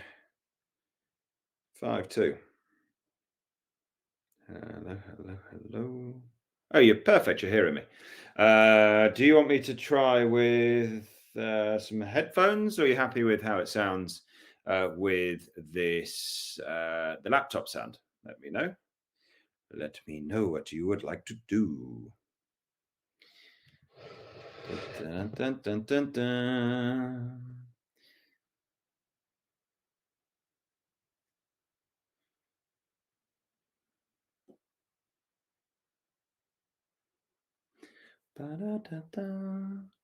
Start list for the second. We have our 30. It's a full field on the second, 50 starters in total, but the top 30 will be. No, I've disconnected it because I thought that was what you said was the issue with the dodgy sound. Would you like me to connect it and try and get it working with that sound, or Mac sound, or I have headphones that have, like normal telephone headphones that have the microphone attached to them.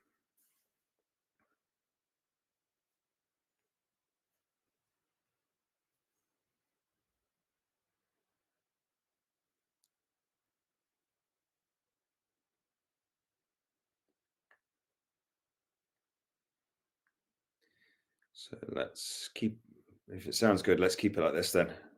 Save everybody the stress of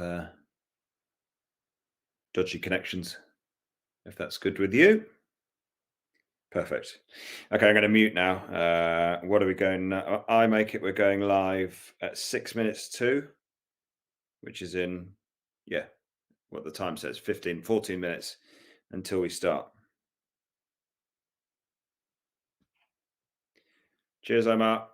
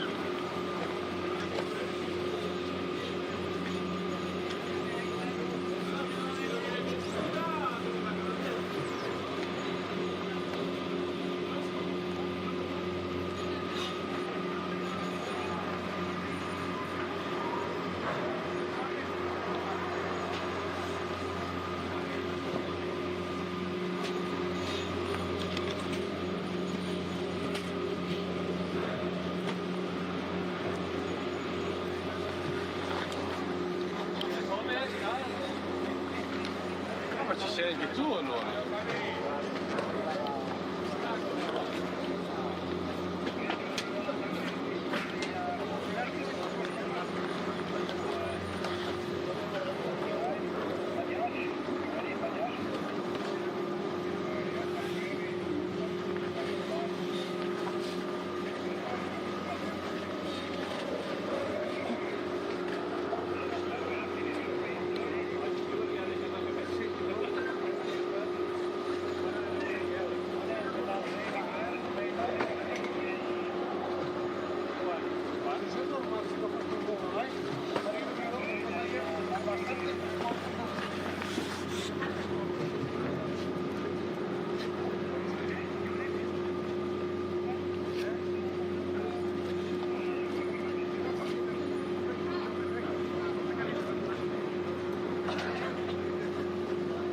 È confermata a Luna, no? Credo di sì, nessuno ha detto niente di diverso.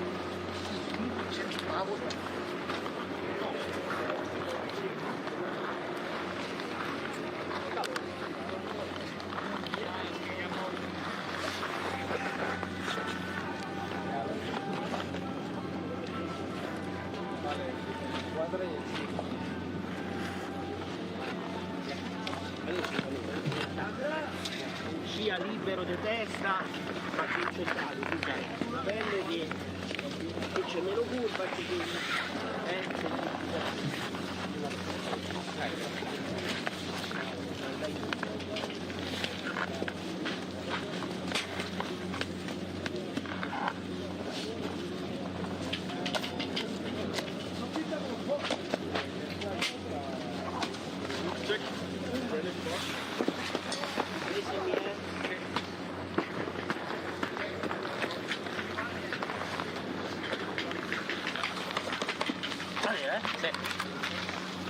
andare fuori giri, Ok. 6. Sono. Dai, libro, in fondo, bene pesante.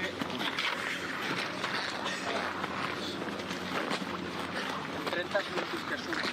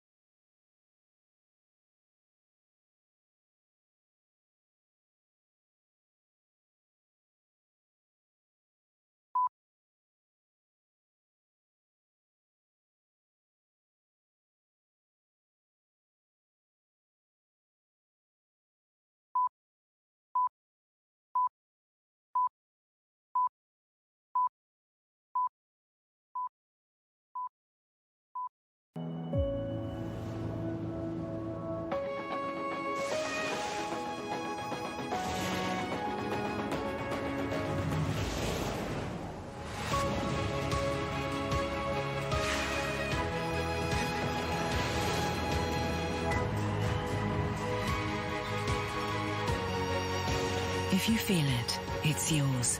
The Infinite Winter, Grandvalira. Des de zona d'arribada, cada vegada està arribant més gent interessada per saber com acaba aquesta cursa. Soroll, Andorra!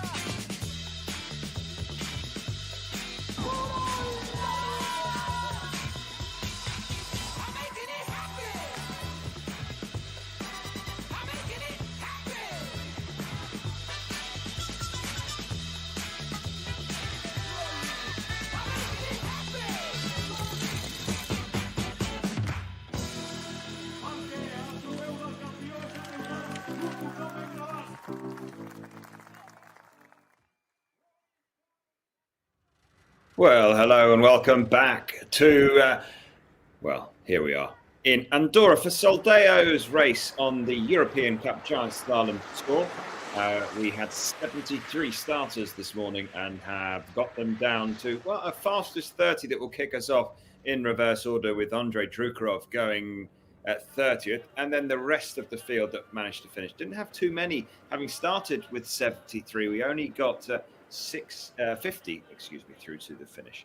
So we are a little bit shorter in the field than maybe we thought. 48 turns on what is a very, very tough course. The Austrians have set the course so far this season. Great to see the Austrians putting in a big effort with the course set. I think we will see, hopefully from their perspective, a bit of a change in fortunes, because it's not been going so great for the Austrians on either the World Cup Tour or the Europa Cup Tour. Conditions are pretty good, nice and cold. Most of the run has been in the shade all morning, so expect to see the racers putting down good runs with good snow conditions. We are, what are we, 3 and a bit minutes away from the start of this one. And this morning was good, some good skiing, not quite maybe as consistent. Athletes struggled, quite a lot of athletes struggled. There's some really quick skiing that didn't quite get put into the finish area, as we see the jury just trying to keep on top of everything as soon as we're ready to go. Already now. We want to start 1 o'clock right away. So please send them down. You can start now.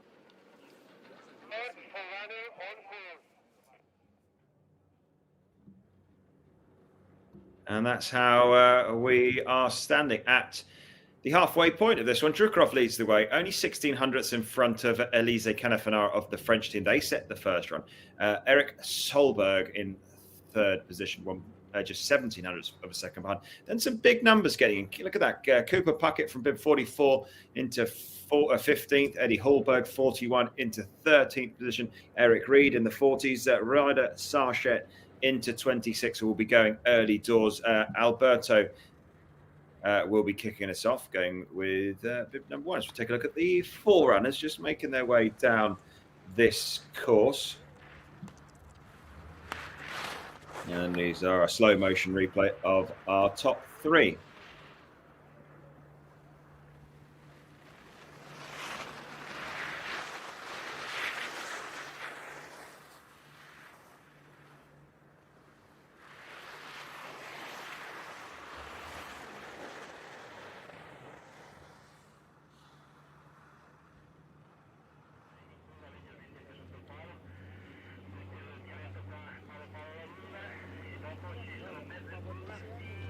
Just waiting for the green light as we wait to see who is going to get us on course and underway as we take a look. The top 30, Alberto Battisti will be kicking us off, going down bib number 1. There he is, 2.19, the difference between first and 30th. And then after Andrei Drukarov, bib number 31 on the second run is Francesco Zucchini. And then it goes in time order from 31 all the way to 50. Our last racer that made it through on the second run. As you see, we're still counting down to the fastest guys after the first run. And there you go, Drukarov, 1:13.40. That was the quickest time that we saw to date.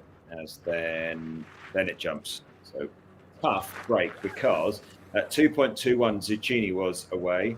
That's only 200ths away from going down bib number 1 on the second run, or bib number 31. It's tough, it's harsh, but that's how it rolls. That's how it plays out. We are a couple of moments away from this one.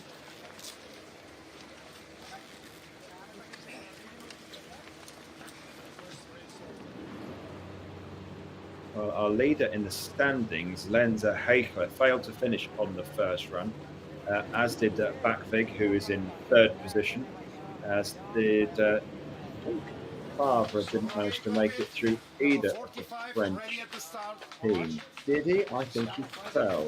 Looking down the list, I don't think Favre made it through. No, so could be a big win here today, because Drukarov sits in 5th position in the standings, 93 points behind Heichler. So Drukarov has a great opportunity to go down and go into the lead, but he's got to try and convert the first run lead. And as we know, converting a first run lead to picking up the victory at the end of the day is not easy at all. On the World Cup Tour, it's 50%. 1 in 2 fail, well, depending on which way you like to look at it, either fail to convert the victory or do manage to convert the victory. It's not a given. If you lead after the first run, sometimes the extra pressure of being last person in the start gate plays havoc with your ability to get the job done. Well, into the start gate, Alberto Battisti will be our first look at the second run course that's been set by the Austrian team. The Austrians are really struggling. They have Joshua Sturm, 22nd after the first run, and I think that is it in the top group. They're struggling in World Cup, they're struggling on the European Cup Tour. Yeah, there's plenty of Austrians, 1, 2, 3, 4, 5 outside the 30 and only one inside the 30. Here we go then. Second run of the European Cup race in Soldeu. It is the first of the doubleheader here as we are underway on the second run. It is Drukarov that leads the way, but bib number 1 on the second run. This is Alberto Battisti. The course that's been set by the Austrian team swings in those early stages. The sun high enough now just to help the racers out on the steepest part of the track, give them a bit of better visibility. But what that does mean is that lower down the run and lower down the starting order on the second run, the ruts might just start to feature. A little mistake there from Battisti turns into a big mistake for the Italian. Real shame. Done all the hard work from bib 45 into the top 30 and then a colossal error. Somehow still in the course, should still. Well, actually, that's not necessarily the case, is it? Because it depends on how the course holds up. More late turns on the flat because, as I say, you get some points on the board so far. But it's not a given by any means, considering we will run from bib 31 all the way through to the end. And he only had 200ths of an advantage over the guy that goes down 31. So even with a deteriorating course, if Vigini, his teammate, goes down with a clean run, he could get the better of him. So he's into the finish at least. 2:29.77 the target time. Good top turns, but unfortunately for Battisti, errors through the middle part cost him chance of really getting himself up the order on the second run.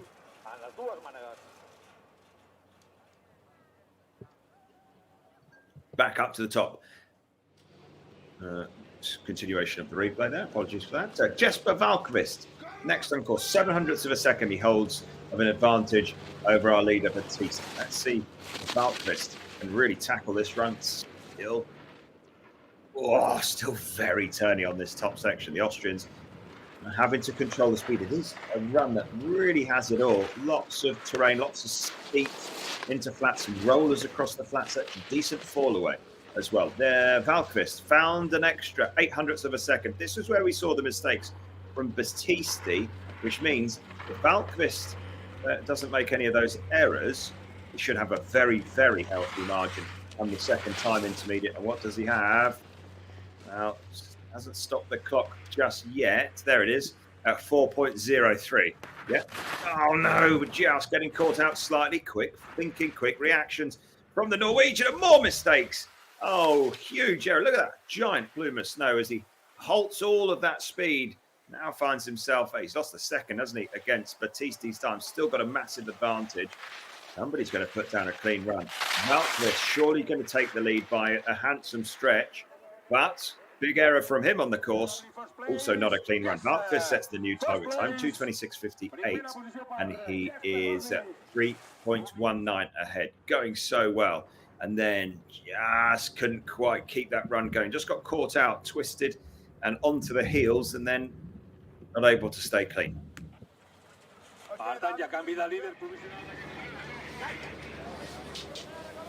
Right, next person, Stefano Pizzato. Let's see if Pizzato can find something, which means he can be clean from top to bottom. He only has 0.15 of a second advantage over our leader after the first run.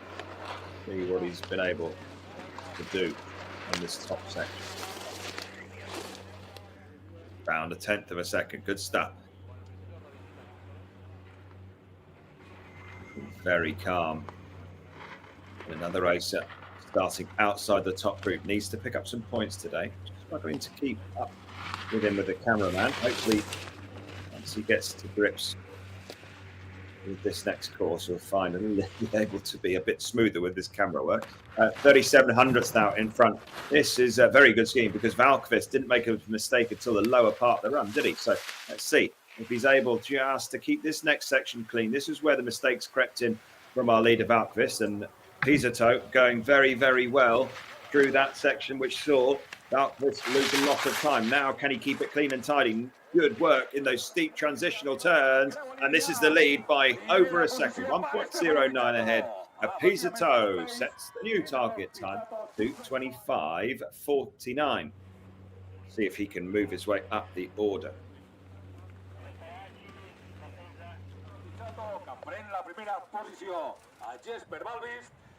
Highest bib number to qualify onto the second run is this man.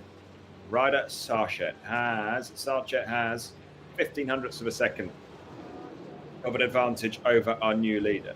Stefano Pisato put down a very clean, tidy run.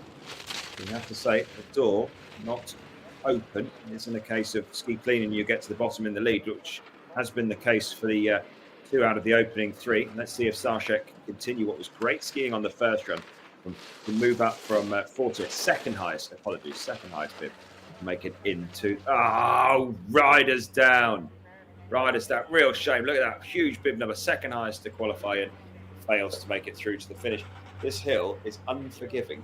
You lose body position. Okay, it just came over slightly too much on the inside speed. He's not committing long enough to his outside, and your day ends just as quick as that.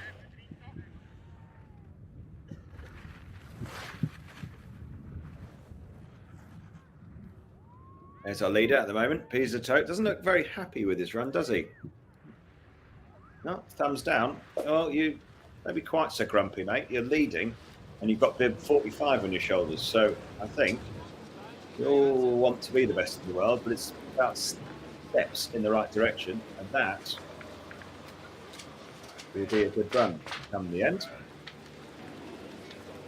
Back to the top as we wait to see. That is Albert Ortega waiting for his opportunity. But next in the start is the highest number to qualify for the second run. It is Peder Lunde, the Norwegian team. Norway sitting in second position with Valkvist in second.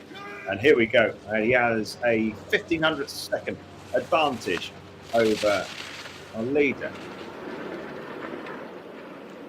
Losing his outside ski on those steep turns, and again on the outside ski, not getting that separation. It's still very compact underfoot as we see Lunde. I think he can find the speed now because he's made a couple of mistakes early doors, really needs to heed the warnings. The fact is you need to stand on your outside ski a little bit stronger, still more scrappy turns, but very quick thinking, just about managed to stay in line and stay on track. A couple of times the skis got away from them and been able to pick up those positional errors. Half a second now behind, coming in towards that next time intermediate. Some more big errors from bib 54, highest number to make it in, finds himself even further off now, 0.77 behind, and a bit scrappy on this second one. Real shame because firing into 20, what was he after the first run? 26th position. Real shame. Found some time on the closeout, goes into second position. Our leader, still Stefano Pisato, now Peder Lunde in second. Jasper Valkvist in third position. And Alberto Battisti, first racer down, ripped a couple of those sections and making big mistakes down the bottom. Albert Ortega in the start. A little flattering still. Breeze was present on the first run. Looks like it hasn't subsided here in Andorra. What's he got? 0.2 of a second advantage over Pisato that still leads. Trying to get early pressure, especially on these tough opening turns. Gives yourself a good feeling. And then wants to try and dial it in and go direct. He comes off the steep onto the flat. Not too bad from Ortega. What's he got? Finding himself 0.27 behind. Still in touch.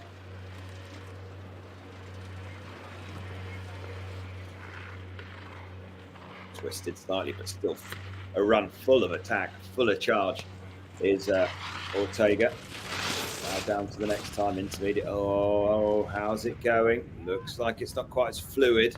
Finds himself losing a decent chunk, now over a second behind, and more two direct lines that are just a bit too straight. Lot of work happening after the gate for Ortega as you see him come over towards this final time intermediate. Needs to try, oh, he's not going to make up that sort of time over Pizzito, who still leads in the finish area.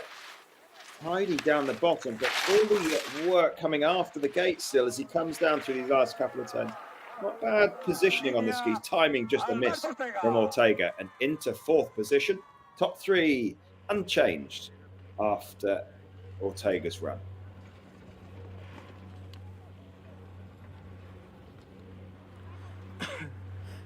Big spray.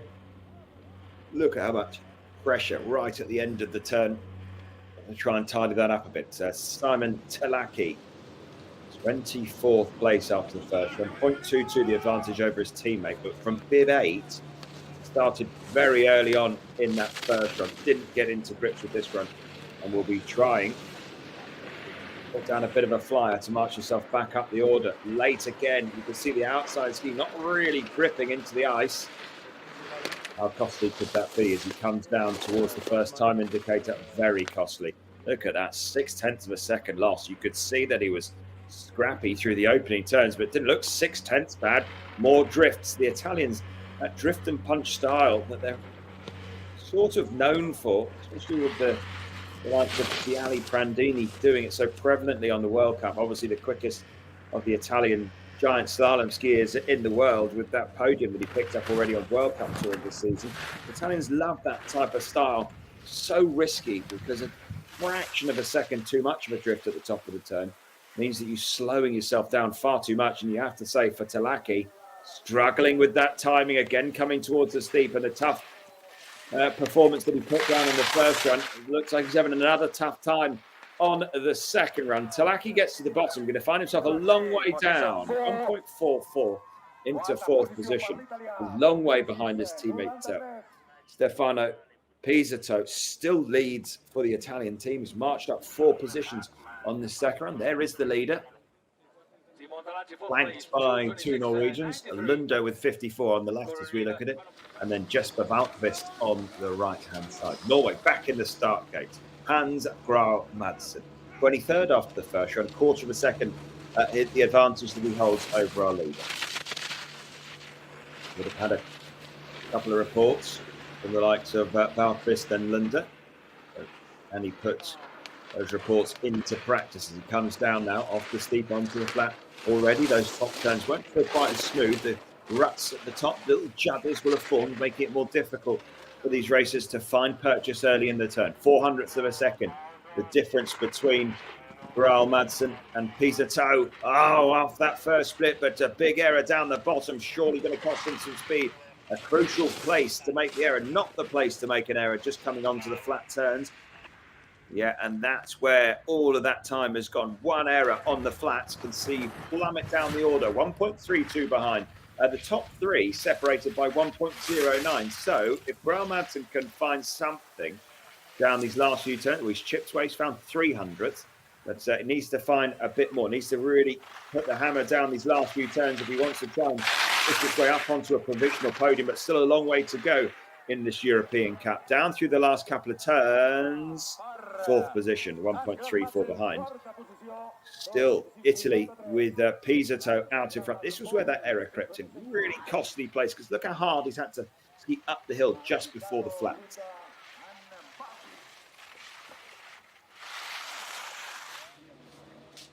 "22nd after the first run is bib number 40, Joshua Stern, the only Austrian in the top 30 in a European Cup giant slalom. Now that is mad. Back in my day, the Austrians would have had 10 at least in the top 30. Easy peasy on a European Cup. The depth was so tight for the Austrian ski team. Not quite the same depth at the moment. Joshua Stern, the only man in that top 30 from the Austrians. But the Austrians have set the course. They'll be hoping to find something, a little secret maybe, that Joshua Stern can find a bit of extra time. He's lost 0.46 he had at the start over Pizzito. Now finds himself 0.02 of a second down. Can he stop the rock? because it's going the wrong way at the moment for Sturm. Lost another few hundredths, down to 13 hundredths of a second behind now. Very calm, very relaxed looking. Needs to work well over the terrain. That's pretty smooth. Last time indicator coming up for Sturm. What's he got? He's found some time. 15 hundredths of a second behind from bib 40. Trying to get himself onto the top step at the provisionally as he comes down now. Last couple of turns before that transition. And not a bad closeout. Can he get the lead? He's got the lead. Found some time in those last 7 or 8 turns to set the new target. 2:25.22. Pushes Principado down finally off the top step of the podium. Struggled with a bit scrappy skiing at the top of this second run, but then really did get into the groove. And Joshua Sturm from bib 40 leads after 9 races. Eric Reed into the start gates and out of the start gate. He's only got 500ths of a second advantage after the first run over our new leader, Joshua Sturm. Let's see what Reed can do. He's got points on the board so far this season. Only 1 score, though, in giant slalom. Good work early on, nice and fluid. Quite on every gate, but certainly getting some good moves with those opening turns. And that's why he finds himself with a massive advantage. But it was from here where we just saw that little bit of extra from Joshua Sturm. And that final section, specifically for Sturm, was exceptional. Reed going well through these mid-turns. Lovely fluid skiing over the rolls. Looking, again, calm, cool, relaxed, as you are so often seeing from him. But look at that. He's lost 0.6 of a second. Man, oh man. Eric Reed can't find the pace in that middle part from Sturm. That Sturm went very quickly all the way through this section. He's lost another 10. 0.23 down at the moment for Reed. Needs a monumental closeout if he wants to get himself up onto a provisional top step. From bib 46, though, he's going to get himself some handy points and found some time. Good ski through that lower part into second. 1200ths of a second behind. Pushes Lunda off the provisional opponent. Principado, who led for such a long time, in third position. And Eric Reed now slots just behind Joshua Sturm.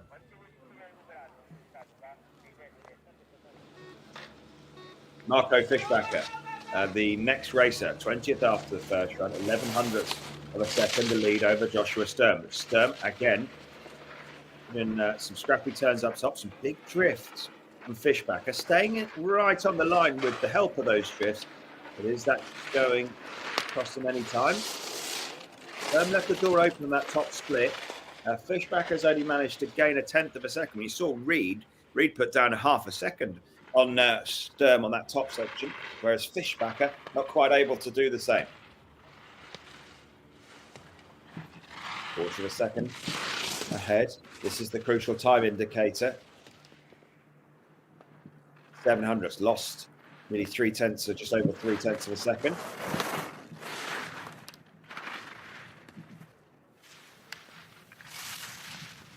Accurate as he comes over this next roll. Oh, big drift though. That's just chipping away at that lead.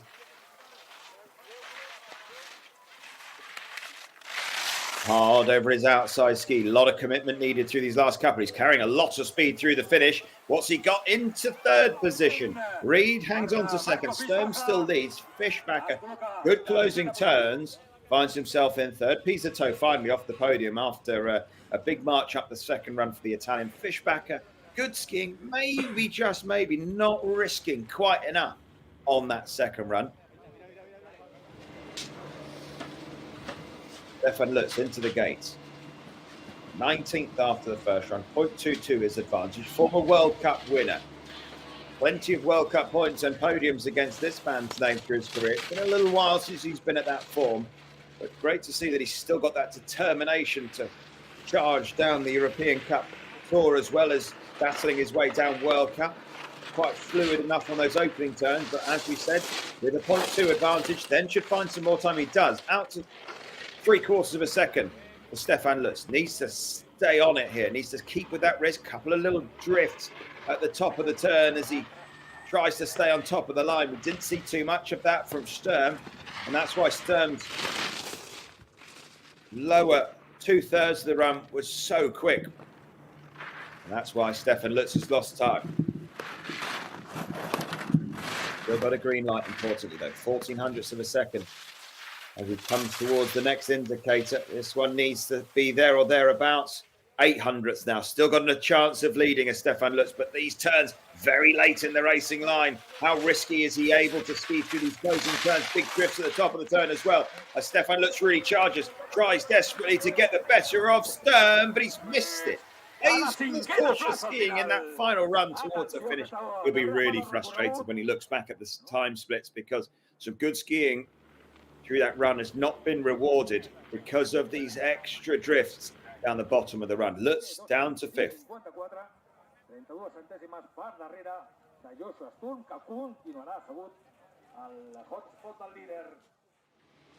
18th after the first run. Mikkel Remzi had 3/10 of an advantage over Sturm after the first run. The advantage at the top of the run starting to get very healthy indeed. Good work coming down off those steep turns. Needs to be, well, he's only managed to find 1/10 of a second, and you consider Stefan Lutz was up at 0.74 at this stage and still managed to lose it. You know that Remzi needs to be a bit closer, needs to really charge down through these middle turns and start taking a few more risks. Pitched over the front, quickly fixes it up. What's the next split saying? And lost all that time, which is why you needed to build up more at an advantage. Gets pitched over the front again. Cross blocking GS panels. It's not parallel. As comes now. Needs to cut those mistakes out if he wants to try and squeeze himself up into a decent performance when he gets to the finish line. But the errors proving costly against the clock. As Remzi, last few turns to take in, but damage looks like it's already been done for the Norwegian. And down into 6th position. Really frustrating. There you go, you can see, just got caught out over the rolls, then pitched over the front. Cross blocking panels. I had one where I got wide, and then 2:26.08. when you're like that. Back up to the top. Bib 12 is Simon Stelag. Next one for 17th after the first run. 0.42. The advantage looking very, very comfortable at the top. But nobody has been able to match Sturm from basically the halfway point to the bottom. Good intensity from Selag.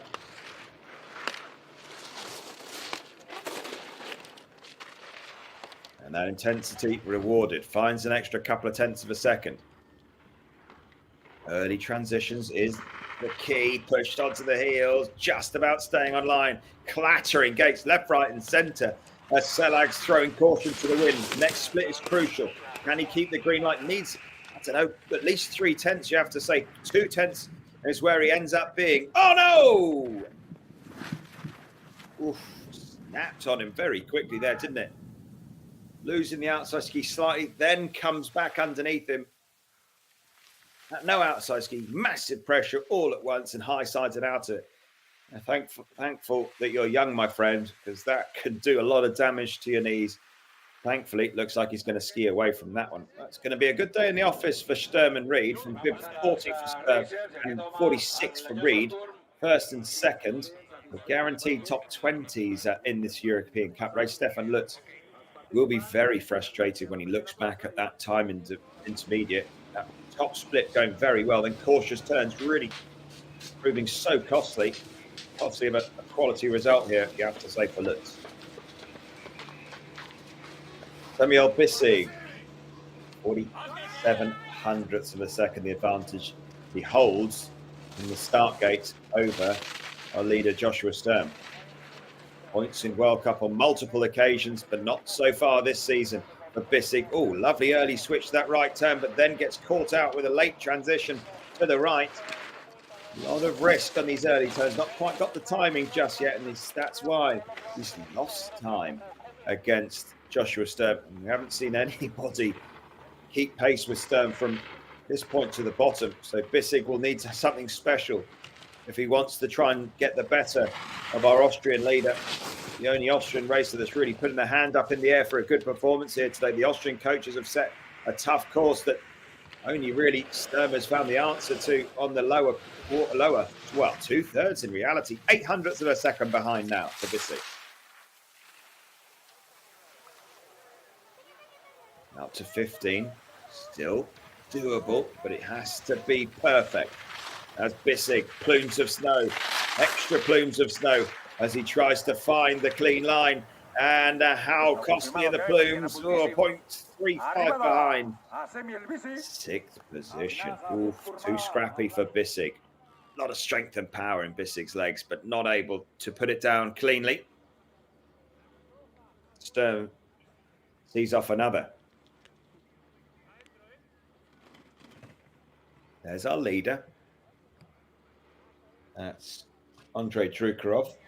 Picked up a victory on the European Cup toy earlier to the end of January. As we take a look at Cooper Puckett, 0.48 the American holds over the Austrian leader. Slightly late, but just keep an eye on the snow. Doesn't look like he's picking up a lot of snow. And he finds some time, needs to find some time, really. He's found some. He's only found 200ths of a second, and he's down and back up very quickly. Almost guaranteed that green light's going to turn to red now with that type of error. Needs to throw caution to the wind after that big mistake.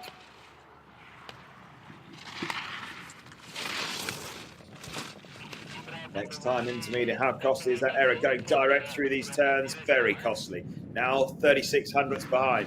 Lot of work to do from the American. Nobody's kept pace with Sturm from here on in. And so Puckett needs to find the absolute perfect run. Wind kicking up. You can see it pushing up into the air. Showing that it's still very, very breezy here. 6/10. Anything to be found on these last few? No, 0.78 into 7th position. Another racer losing time.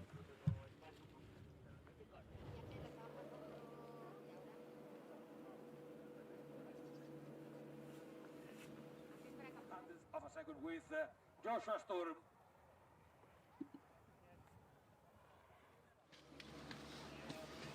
Right, 14 to go. Next into the start gate is Delio Kunz of the Swiss team. 14th after the first run. Half a second now, the advantage.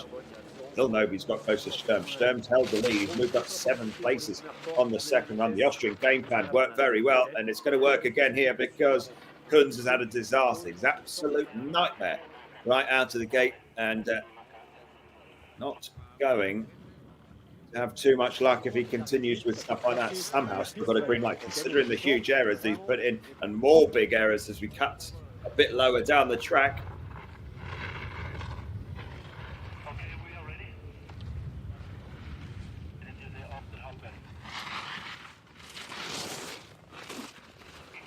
Working with the terrain, crucial through these rolling middle sections.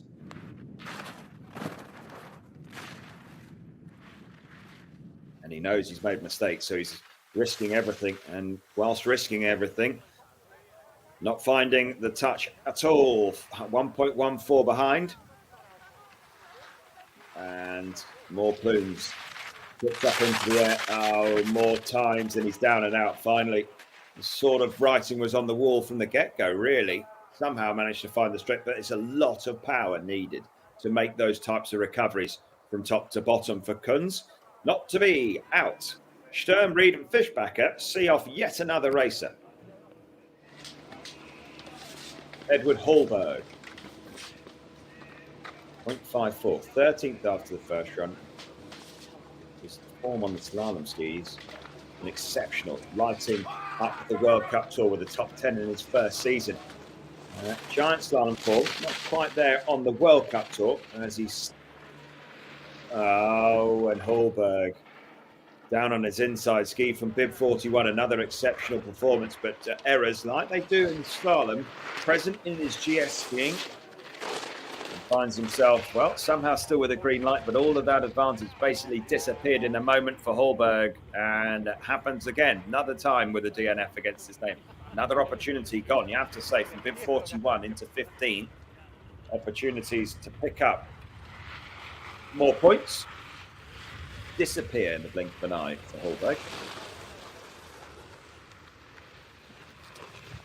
Sturm still leads. The Austrian game plan on run number 2 absolutely played to perfection. Sturm still leads with 12 to go.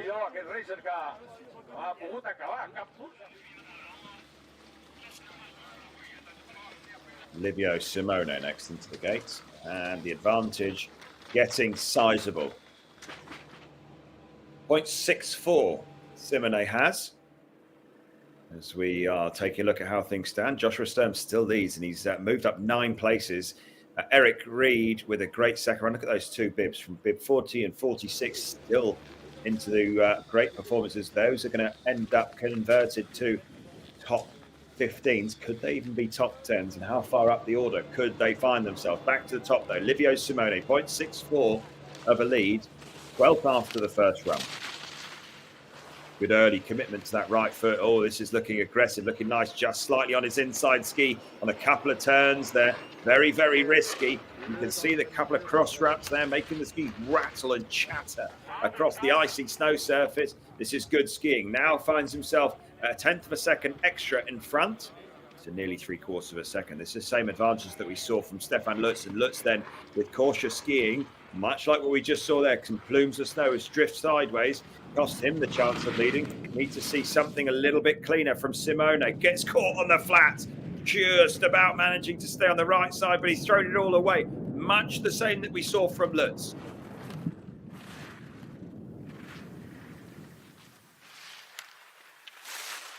Still got a green light. That's the important thing, but more big drifts, and the big drifts, that means speed being bled away, and that means deficit on the clock. He's gone again, another racer that's found himself with huge advantage, can't convert the huge advantage, and now finds himself way down and across the 9 into 8th position, 0.79 back. Well, the snow conditions were perfect. Yes, there's some drifts in there, there's some ruts, some judder ruts in there, but the snow surface is great. It's not the snow surface being the difference here. It's the athletes not quite able to find out how to implement their technique down this hill. Simon Malberg at 11th after the first run. Look at this advantage. It's 0.83 of a second. Lots of experience on Malberger's shoulders. Plenty of World Cup point scores through his career. Can he use that experience to finally somebody get the better of Joshua Sturm, who's led for 10 races already? 10 have tried and failed after him, and he's still marching up the order. Let's see what we've got now. Lost a bit of time. 0.68 behind.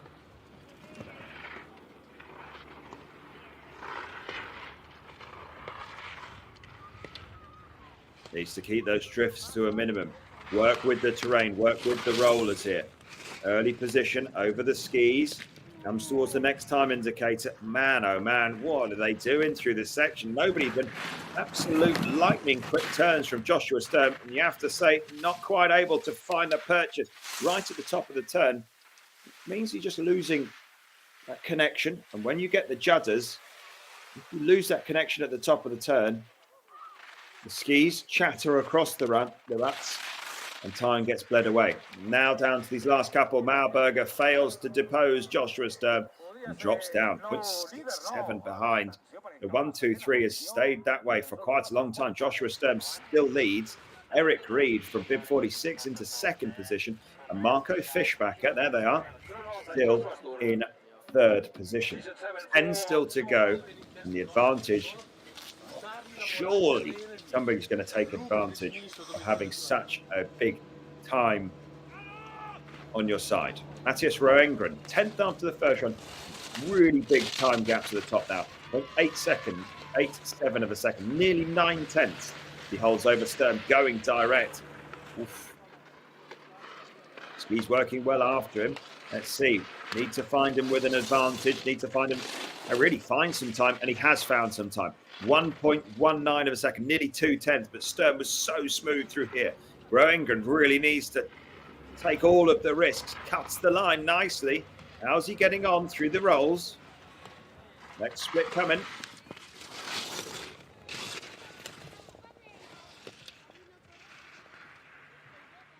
Lost a lot of time, but still got advantage of over half a second. Keep that wrist back to ski deep. Stay committed. Little bit wide in the line. Oh, point down to 0.27. Trying to stay high. This is looking aggressive. Can it go close? Bit of a drift as he comes through some of these fall away turns. Needs to start dialing in the line straight. Needs to start charging. How comes Roengren? And our leader, finally a new leader. Matthias Roengren finds the line down the closeout and finds some time as well. Really good run from Roengren. Pushes Joshua Sturm off the top step finally. Sturm moved up 11 places. Eric Reed now down to third. Matthias Roengren sets the new target time with only 9 left to go.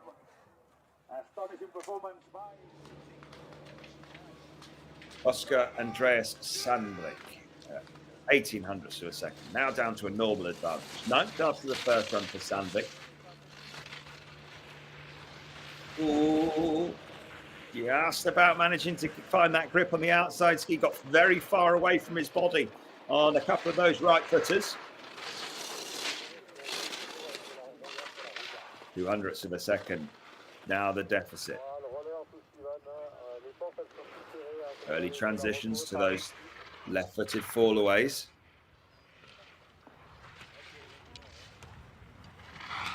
Nicely worked. Well positioned. Not sure it's got the same fluidity as the Swede. Well, he's answered. He's told me I'm wrong. As Sandvik manages to find some time, found 0.4 of a second against Roengren.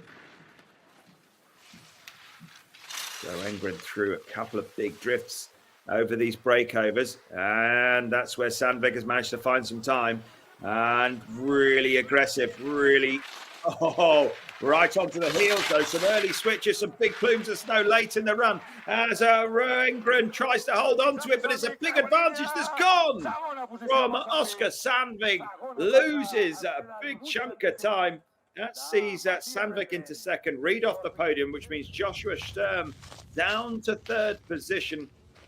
And Oscar Sandvik, great turns through the middle, really nice flow, but they're just too direct. A lot of pressure at the end of the turn, yeah, chattering around. It's such a compact snow surface, it really is. 8 left to go. Hannes Zengele next on course. Bib 28 found himself in 8th position, 0.21 the advantage he holds over Roengren, who leads in the finish area. Oh no, Zengele onto his inside, just about manages to get back, but he's late and inside and late again. And that is his chances of leading disappeared. One error compounded into 3 gates of tricky skiing, and now over a second behind, and the woes aren't stopping there. More times losing his outside ski. Wouldn't be surprised if this ends with a did not finish, because unfortunately for Zengele, had high hopes on moving up the order rather than down the order from Bib 28 into the top 10 on the first round. He's going to go back down towards where he started. And again, really finding it difficult to get any sort of rhythm and flow is Zengele.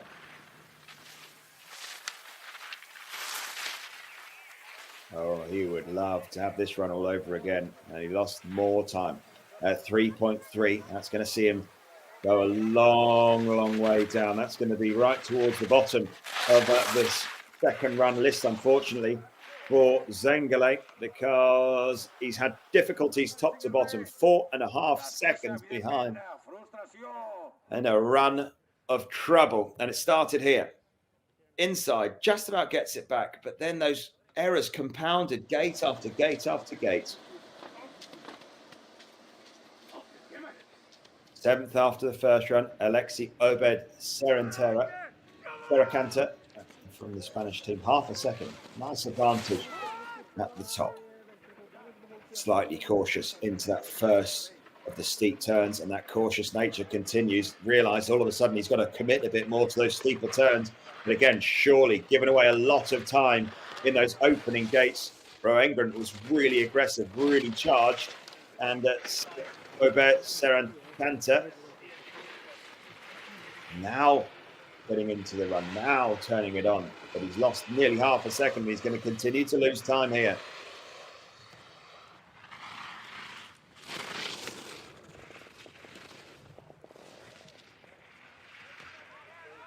Half a second behind. Needs to try and chip away from here on in, really. That's a nice early switch, but then doesn't quite finish the turn off enough. Oh, that was a lovely turn that he managed to snap off. Let's see if he can find something. Down a few hundredths of a second, 0.49. The top four separated by 0.4. Is there time to be found for Ubas Serracanta? Through these last couple of turns, he tries to chip his way up and move himself onto a podium. Can he find any time? No.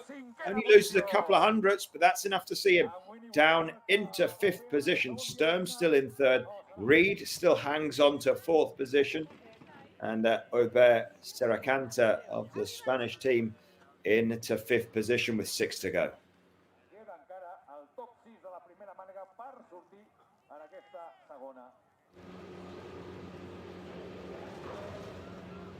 Andrej Schwantin next on course for the Swiss team. Points on the board in World Cup so far this season and throughout the last couple of seasons. Really wants to try and put down a huge performance. That is some great skiing in these early turns. He's got 0.51 of an advantage over Roengren through at the top of this run. And wouldn't be surprised if that is built on here, because that was some really nice skiing. But can he at least be close?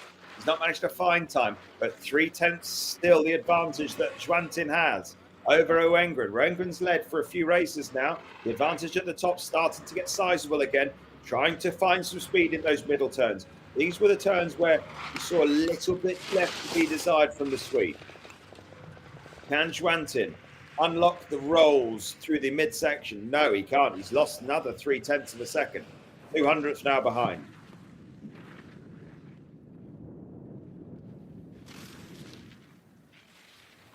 Needs full commitment, full risk.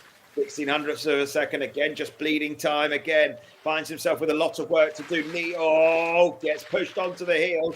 Let's see what Schwantin can do through these last couple. Needs to find an 1600ths of a second, but missed it. 0.39, slots himself into 3rd. That sees Joshua Sturm finally off of that leader's chairlift. And we are now with 5 to go. And it is Roengren that is in the lead, Standvik in 2nd, and Schwantin in 3rd. 5 to go. Lovren Paran next on course. He has 0.53, the advantage that Paran holds. Whoa. Living dangerously in these top turns. What you need to do, though, you need to keep that risk factor up as Paran now down onto these rolling flats. He's the commitment on these right-footed turns. 0.38, lost a little bit of time, still got a good advantage. So these are the turns where you need to really stand on them. Fall away on the red gates. He comes round, releases the ski onto the flat turns. Nips in and out of his tucks, trying to stay aerodynamic. Lost another 0.08 of a second, though. Still 0.3 ahead.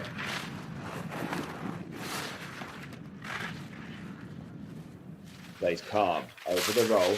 Oh, lovely turn. We've seen some ripper turns in this final pitch. Still got 0.24 of a second. Slight errors, but lovely and committed when he does go to the ski, but it's taken him a bit of time to get to it. As Paran, more drifts on the steep section. Is that going to prove costly? Big drifts. Can he get the better of Roengren? Misses it. 0.08 of a second. Too much caution in that final pitch. Sees him slot down to 2nd. Roengren with a great lower part of the run. And Paran couldn't keep it clean enough. The Frenchman into 2nd position with 4 to go. Some good skiing from top to bottom. Apart from 4 or 5 turns at the bottom. Tobias Kasslander, nearly 0.6. His advantage over Roengren that still leads here in the finish area. And Kaslander's got pedigree here. Probably the guy that's put in the most points on the World Cup Tour so far this season. The guy coming into this one, you'd have to say, the best known name on the giant slalom start list today. What's he got left? Hasn't looked as smooth. finds himself, 500ths of a second up, having given away over half a second of an advantage. Can't afford to give away any more time, really, can he? Needs to turn the afterburners on from here on in. 1400ths of a second. Needs to try and find something. Comes over that final roll. Looks like he's got a bit more intensity about the skiing, but coming towards these steep turns. High line as he comes over. He's found a little bit of time. Still got work to do. 300ths of a second behind with these last few turns. Going quite direct. Is he been able to carry enough speed from turn to turn? Looks like he's released the ski nice and early, but has he been able to find any time? Into second position. Oh, sorry, no, into fourth position. Roengren, Harán, and Sandvik, still the 1, 2, 3 with 3 to go. He gave away, Kaslinger gave away too much time at the top and a very healthy advantage. Couldn't quite find those rhythm in the early turns. And 2/10 behind. There's your last man, or there's the fastest man, not the last man standing, because we've still got races after him in the European Cup Tour. Back to third after the first run. Erik Solberg, 0.62, the advantage that he holds over our leader, Matthias Roengren. Put down an absolute flyer on the second run. Harán and Sandvik, the 1, 2, 3. Solberg, some good skiing early on. Has he been able to build on that advantage? Well, he has by 100th of a second. Look at that, still a lot of time in his pocket. Very calm, very relaxed through these middle turns, staying high in the racing line as well. And working well over the terrain. Look how hard the legs are working to try and make sure that ski and snow contact is kept. And he's only lost 400ths of a second through here. Solberg, really tidy run from the Norwegian. And very cleanly over this roll. This is looking very good. Next time intermediate. Should still be a big green light. Over 6/10. 0.64, good skiing, has to keep the pressure on the outside ski. It's been almost faultless from Solberg from top to bottom and letting it run out. Surely the lead by a decent margin as well. 0.37, Solberg leads with 2 to go. Great to see. What a good second run charge. Super relaxed, tall on the ski, nice and aggressive at the top of the turn. Solberg pushes Roengren down to second. Harán down to third for the French team. 2 to go. Solberg leads.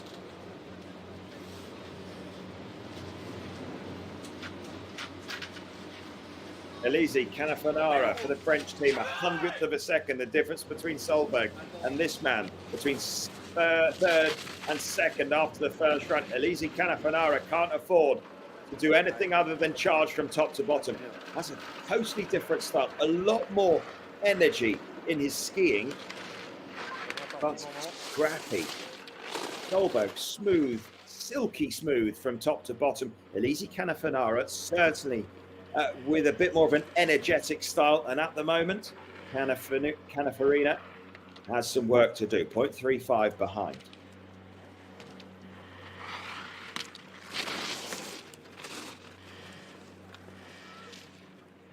Good work over the rolls. But the time getting away from him, that's a long way down. As Elise Canafanara hasn't been able to match just the speed across the snow that we saw from Solberg. And surely that's too far to come back, and it's going the wrong way. Roengren and Harán at the moment safe on the podium because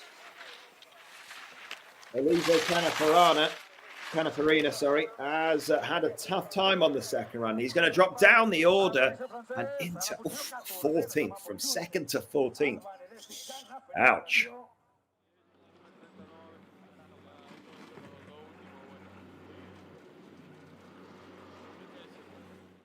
Quickest after the first run, Andrei Drukarov of Lithuania. In the start gate, provisional podium, Solberg, Roengren and Harán. That is the 1, 2, 3 with the quickest man after the first run now on course. He had 1700ths of a second, his advantage over our leader. As he comes over these first turns, we know that he's got a lot of power, a lot of strength in the legs, but he is late in the line as he comes through those steep turns. The timing, just a little bit of miss. Everything happening after the gate, and surely that's going to prove costly. It is dead level. It's cost him 1700ths of a second.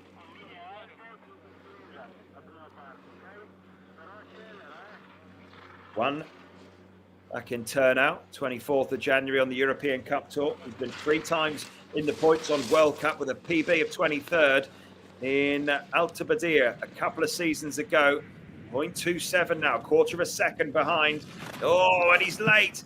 Errors creeping in from Drukarov. Has to cut the line. Needs all of his power, but it's disappearing. The errors creeping in. Maybe the pressure getting to the Lithuanian. Oh, now 0.38 behind the podium. 0.37 and 0.45. Harán in third. Can he find something? Surely the win has gone. Solberg surely going to pick up the victory on the European Cup Tour in Soldeu. But what's Drukarov going to do? Drukarov charging to the line, but he's gone into 5th position. That sees Erik Solberg surely victorious here. Matthias Roengren with a huge second run moves up 8 spots into 2nd position. And Harán of France, your 1, 2, 3. Solberg from bib 16 into a very, very good victory on the World Cup, on the European Cup Tour. Solberg flew so smooth, so relaxed from top to bottom, and that was the real calling card for Erik Solberg. No points against his name on the giant slalom skis on the World Cup Tour. But he's picked up points in slalom before. European Cup Tour, he was 10th back in Zinal early season, 9th in Trisel at the end of last season. Never been on a European Cup but giant slalom podium. Just looking down the order, he's won European Cups in slalom, but never on a GS European Cup podium by my reckoning. And I think this is going to be his first podium, and he's going straight to the top. Good for him. Great skiing. And that looks like it is going to be his first ever European Cup podium. It is going to be his first European Cup podium in giant slalom. He's only been in the top 10 4 times in his career. So great stuff.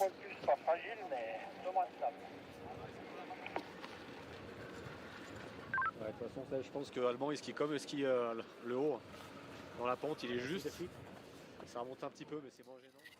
Well, there you go, and a confirmation of Erik Solberg's first ever European Cup victory. He did it in style, really clean skiing on that second run, silky smooth from top to bottom, really. Matthias Roengren, great performance from him, moved up 8 places on that second run to pick up second, and Lovren Parand of the French team rounding out the top 3.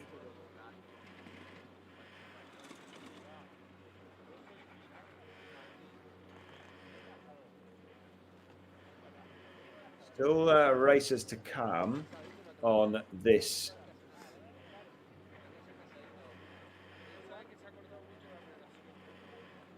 We're going to hear from Matthias Roengren right now. That's good to hear. I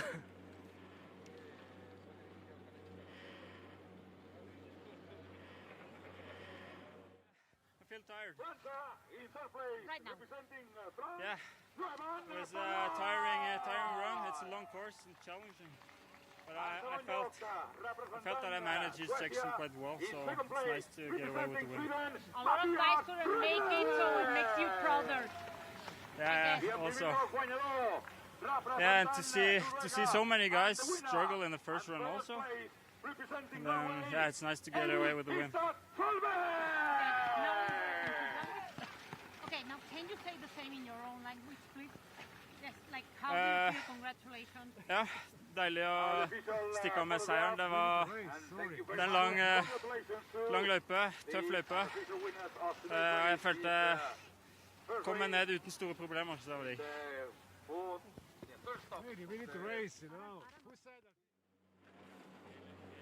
Flower ceremony is no interview. Yeah, now we continue.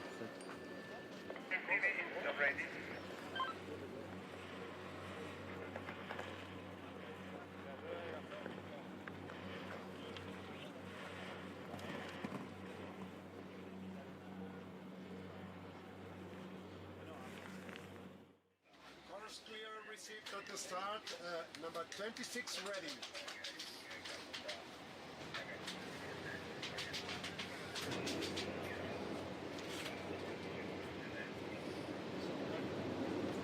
Well, the racing is going to continue. We've got another 20 races still to go down, but they all start with a disadvantage because that's how it works in European Cup. You still get up to 60, but we only had 50 finishes after the first run. So now it's about these guys. It's an outside shot. It's really tough because this man, Francesco Zucchini, was only 200ths behind his teammate Battisti, who went down first on the second run. Battisti had a torrid time and ended up finishing at 5.23 behind. And with that in a clean course, and Zucchini is going to have to try and find something. And the points are on the offer. That's what these guys are trying to find. But Ford did not finish us on the second run, so definitely there are obviously points available. And every racer has more of a disadvantage. That's how it works across this one.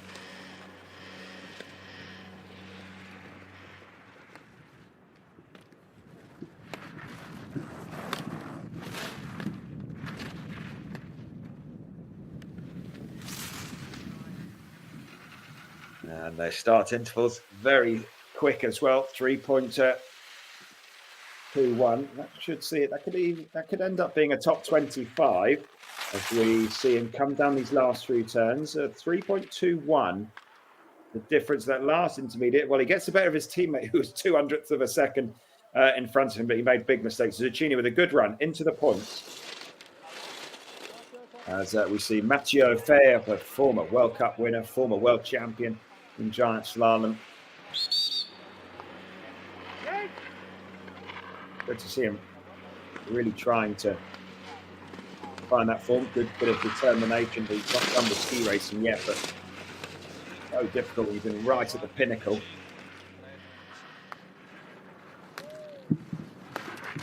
Oh, he only lost a tenth and a second between intermediate 1 and intermediate 2.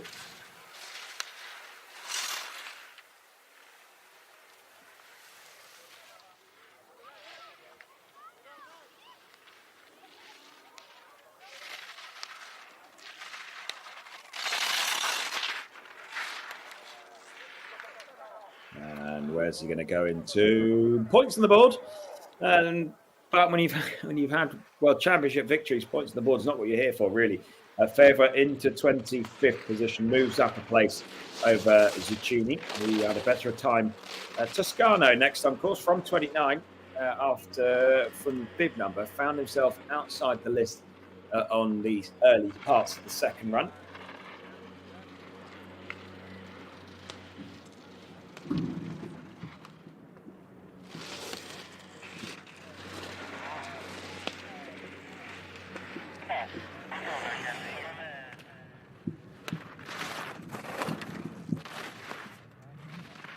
Course holding up. It held up all the way through the first run. Really good conditions, nice and cold. The hill is in perfect condition still. Yes, some judderuts around, but really, really good. The hill here is absolutely fantastic.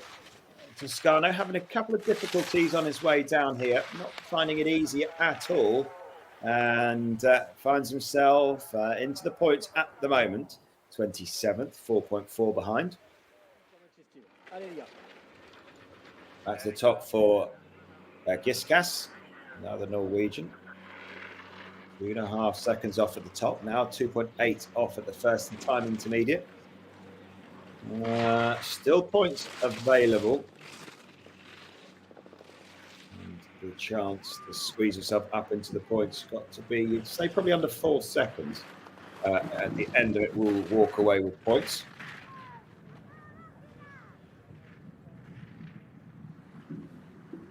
Into view of the finish area. Big twist, big mistake from bib 57. It would be still great if he could walk away with a couple of points. 3.39 at that last intermediate. What's he going to end up at as he comes down towards the bottom? And 27th, 4.03 could be enough for points today. Rafael rider of the Austrian team, as we see him exit the course, not having a good time of things today. The only Austrian that can count this as a good day, Joshua Stern, from bib 40 into 8th position, top 10 for him. The Austrian set the course on the second run.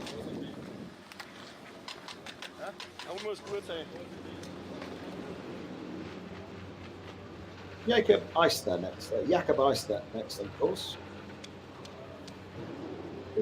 58. Another racer that could walk away with points. The advantage or the disadvantage he's got nearly 3 seconds. You think under 4.5, under 4 really. It's going to guarantee you points. So tough. You can only lose a second against Solberg's time. That's going to be a tough target. But the Austrians will be hoping the fact that they've set this course gives them an opportunity for a bit of inside knowledge, but he's lost another 9/10 between the start, or he lost basically the second, 0.92 he lost between the start and intermediate number 1.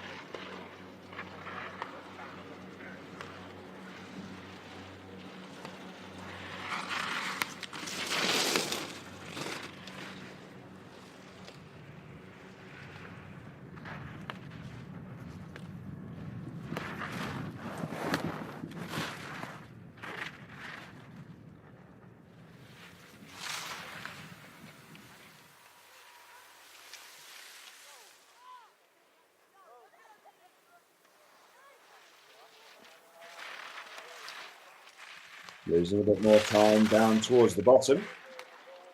Trying to ski solid, try and take some good feelings out of this one. 30th position in the points at the moment, but trying to take some good feelings from this into tomorrow. Turo Torvinen, next on course, 50 on the first run. He was 37th at the end of the first run.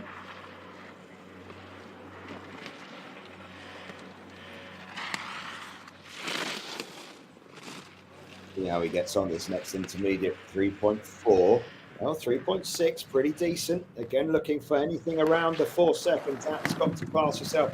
Has a good day in the office and points on the board. The reward for some good skiing through the closing turns on this hill.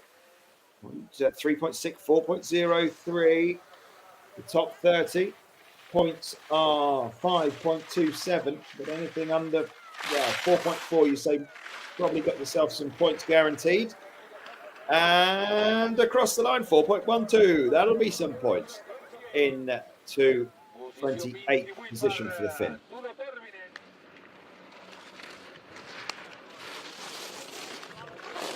William Saint-Germain started his first World Cup over in Schladming after plenty of injuries and didn't get to grips with this course on the first run. And looks like again the hill.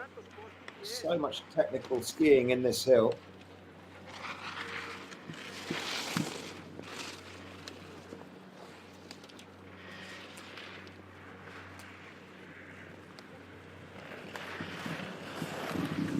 .63, probably outside the time for points, and we're now looking at 4.92.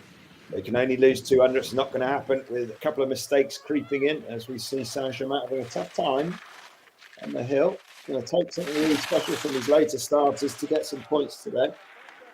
Not to be though for Saint-Germain, and finds himself 33rd, 6.13 back.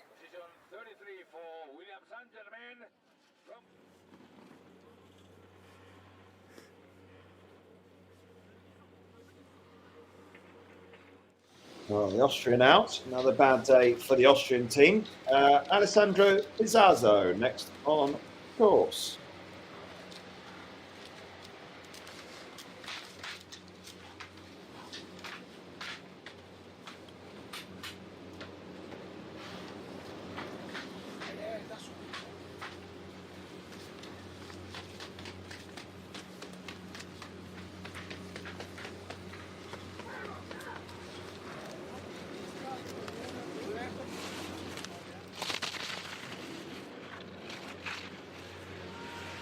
Here comes Fizio. Alessandro Pizio. What was he? 40th off the first, 3.5 seconds off. Still the chance for a couple of points if you can really smash your way down this run, but it's so tricky.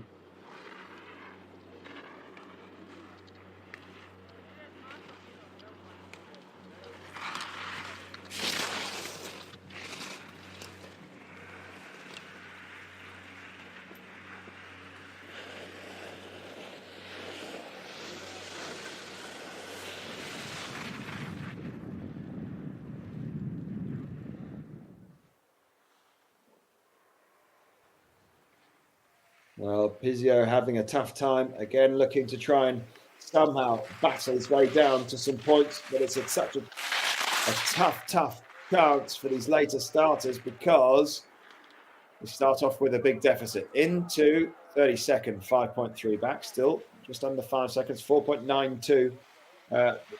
That's the time you need to get some points.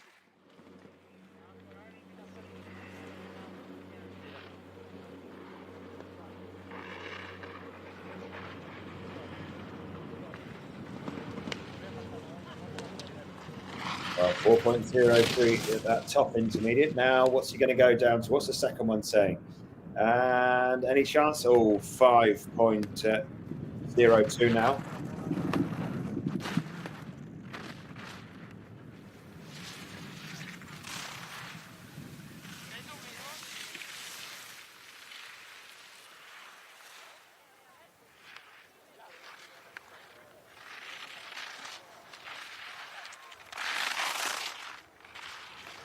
We've got a few more races to go. Hoyder is going to miss it. Yeah, sorry, Hughes misses it. Down into 34th, 5.86 behind. Back up to the top. Fabio Alancina, 68, really tough and very late in the line. Pulls the pin.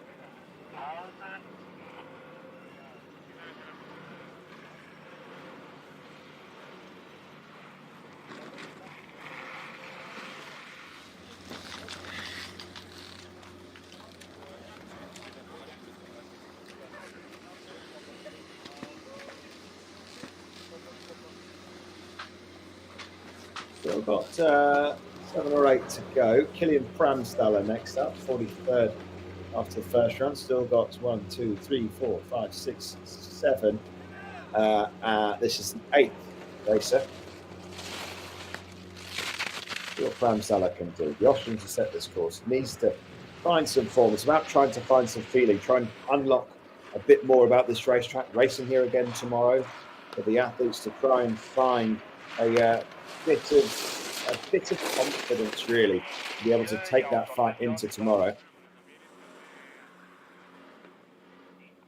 Just a bit more time, not too bad considering. He had 3.76 out to 4.5. I think under 5 at this next split gives him a chance. It's a tall chance. It's an outside chance. 5.06.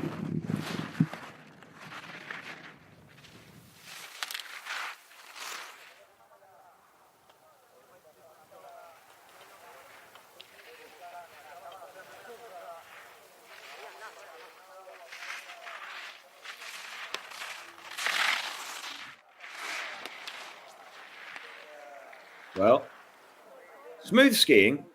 But smooth skiing doesn't always get the reward. Hannes Zingele, the last point on the board as we see Lewis Mullenschultz, 3.88 off from the top split, then down to 4.63. That's a nice switch. Snow conditions still absolutely fantastic. Look at that.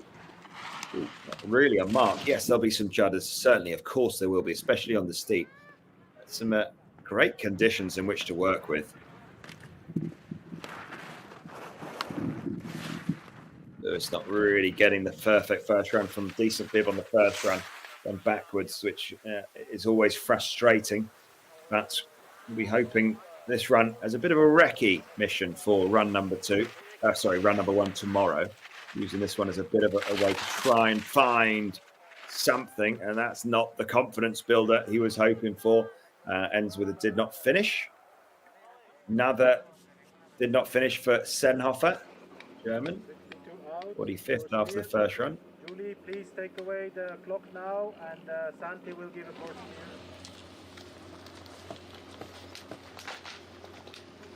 And as Aman next in the gate, Aman, then Woodbridge, then Gutierrez, then Calvo Santos, and then Emil Barr. Next will be the last man standing.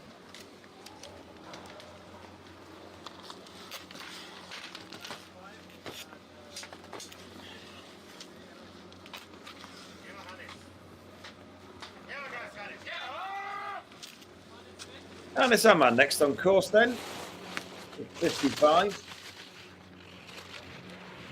Going through the top turns. These are the toughest turns. They've gone from, we had a bit of sunshine on those, but the sun on its way down after 10 past 2 in the afternoon. There's a section between those two intermediates from Aman, and then out, the one down and out.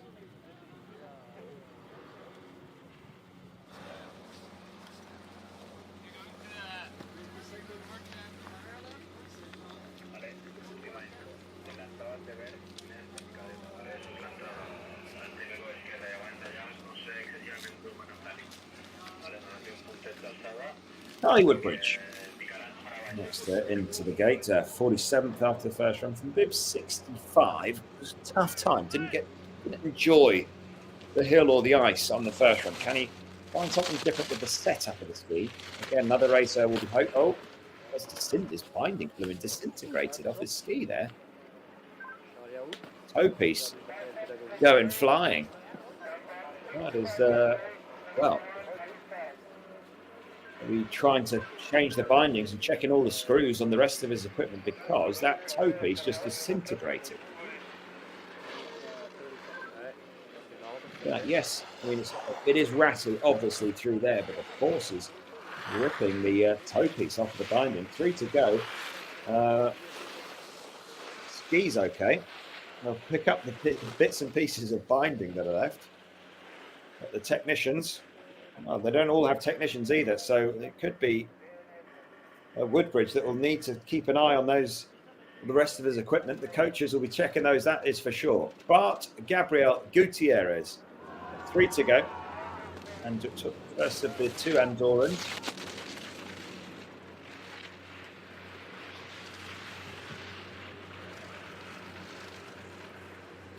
That's not bad skiing through the top couple of gates there, nice and aggressive.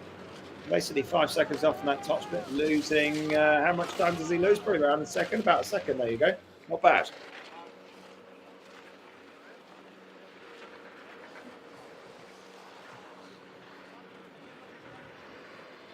Whoa, cutting the line late.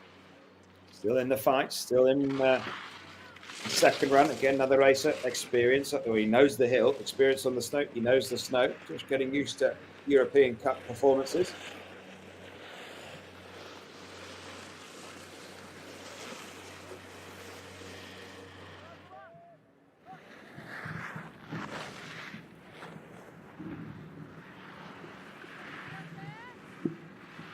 .77 these last few races going through the motions.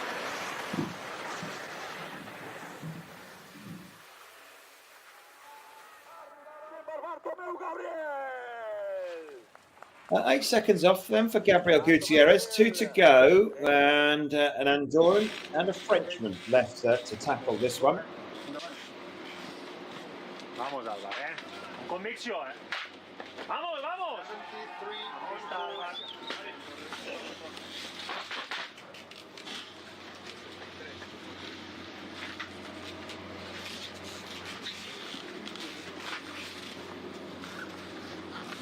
Good skiing through those top turns for Calvo Santos. Yeah, not bad. Bad positioning on the gates either. Yeah. Take some confidence from this type of skiing. Oh, then just momentarily too far on the inside ski and down and out. So brutal, isn't it? For the flash. Last racer then in the start gate, Emil Bauer.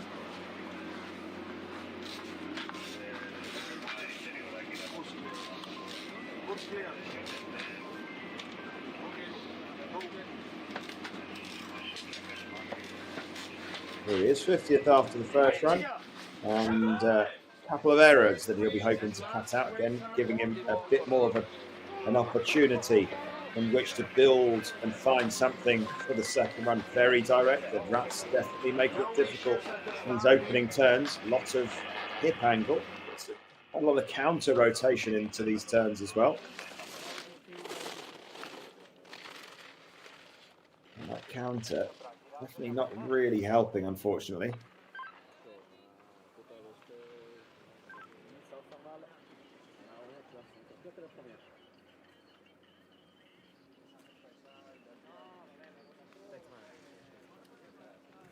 Working over this bit of terrain again, just getting more in tune with this hill. Loses another second and a half or so. And as he tries to get himself through to the finish, getting himself some experience.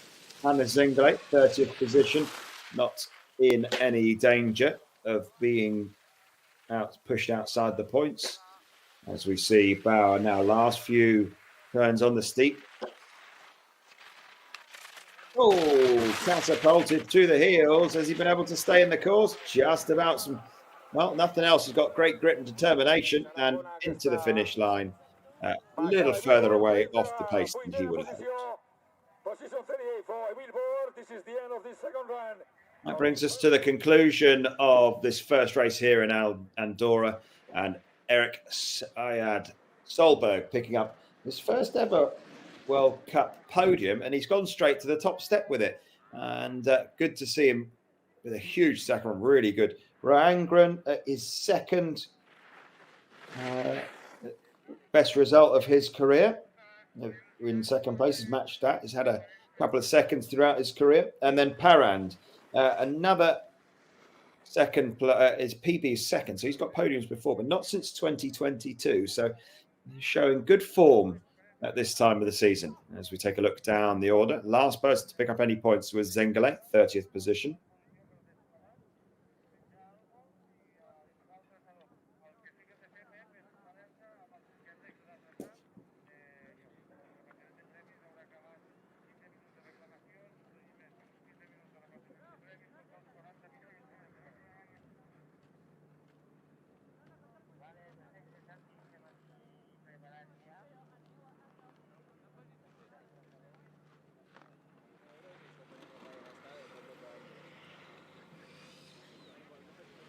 Great skiing, great second run from our winner. Lovren Parand in second. That's Matthias Roengren. Very, very quick on that second run. Huge performance, in fact. He was fifth, Roengren was, on that second run. But the man walking away with all the spoils, Erik Solberg. Great to see him pick up his first ever World Cup, European Cup podium. Top step as well. What a great day in the office for the Norwegian.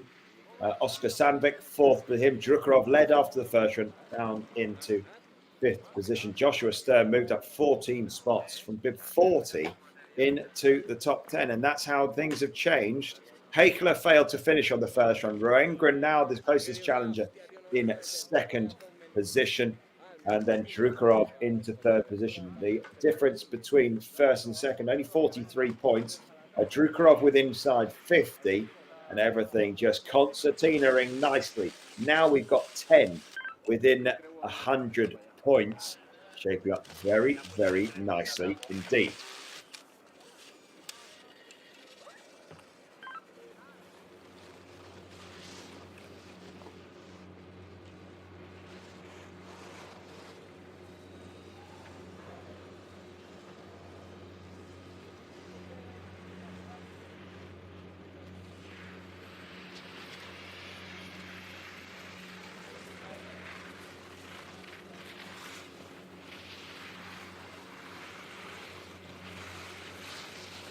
Overall standings, Felix Hacker still on top with the great form that he's been showing in the speed disciplines. But And these athletes will have a little bit of a focus on. They'll be certainly concentrating on their own performances in their disciplines. Won't have too much of an eye on the European Cup standings overall, but we're hoping that they can find something special. It's difficult, European Cup Tour, because the best guys dip in and out of it. They drop into World Cup, they miss a couple of European Cups, and all of a sudden your points can disappear very quickly in terms of your standings.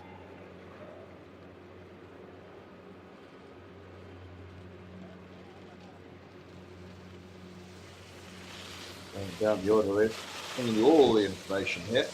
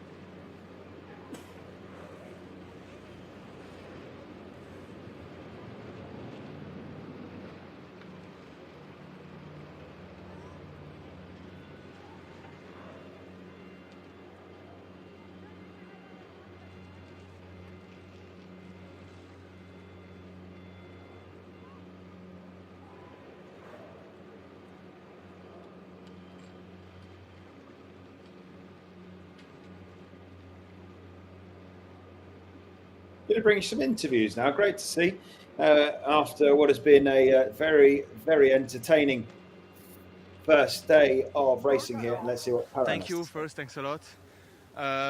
It's an amazing preparation, slope, conditions, context. Everything here is just amazing. We really feel like consider like World Cup guys. The slope is really nice, really amazing. The preparation is close to be perfect. We are really lucky with the weather, and yeah, today everything is good to do a good race and to feel like some good racer, and it's so nice. Thank you. Okay. Now you are Swedish. I'm French. I'm sorry. Can you repeat in French? Yeah, no problem. Ton explication Ok.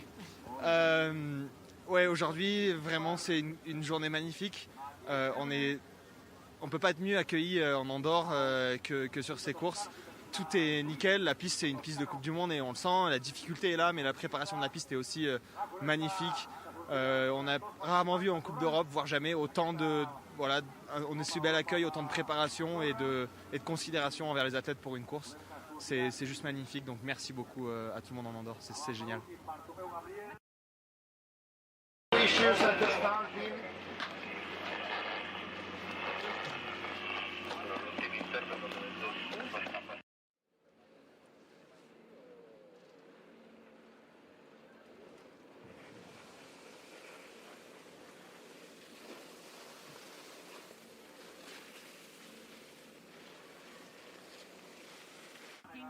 Thanks. Yeah, it was pretty tough actually. It was a demanding slope and tough conditions, so a bit tired, but super fun race here. A lot of guys couldn't make it, so it makes it even better. Like, well, getting second today, like it was so demanding. Yeah, it was. I was on the inspection. It looked like tough, but it was a little bit more difficult than I was expecting. So it's a good slope and amazing preparation of the organization here. So. Yeah, no, it feels good. One day tomorrow again to go again. Now, same in Swedish? Oh, in Swedish? Yeah, in your language, just the same. How do you feel, and congratulations. So. Oh, ja. Ja, men det var grymt kul att få tävla här. Förhållandena har varit grymma och försökte köra på det jag kunde. Och det var bra race och ja, men framförallt extremt bra preparerat av organisationen och sen så är det en tuff backe, det var många som körde ut så det gällde att pusha och försöka attackera hela vägen.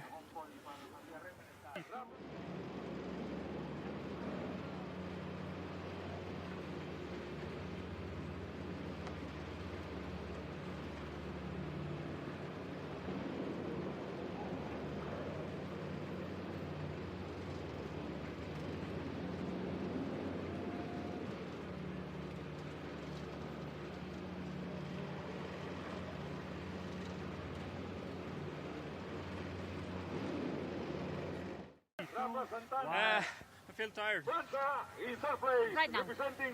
Yeah, it was a tiring run. It's a long course and challenging. But I felt that I managed this section quite well, so it's nice to get away with the win. A lot of guys couldn't make it, so it makes you prouder. Yeah, also. Yeah, and to see so many guys struggle in the first run also. And then, yeah, it's nice to get away with the win. Okay, now can you say the same in your own language, please? Yes, like how do you feel? Congratulations. Ja, deilig å stikke av med seieren. Det var en lang løype, tøff løype. Jeg følte kom meg ned uten store problemer, så det var digg.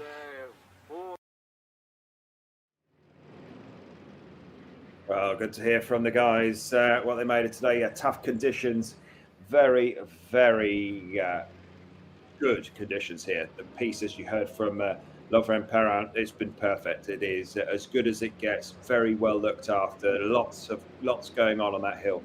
And tomorrow is going to be another classic battle. Look at it, it's just been absolutely perfect.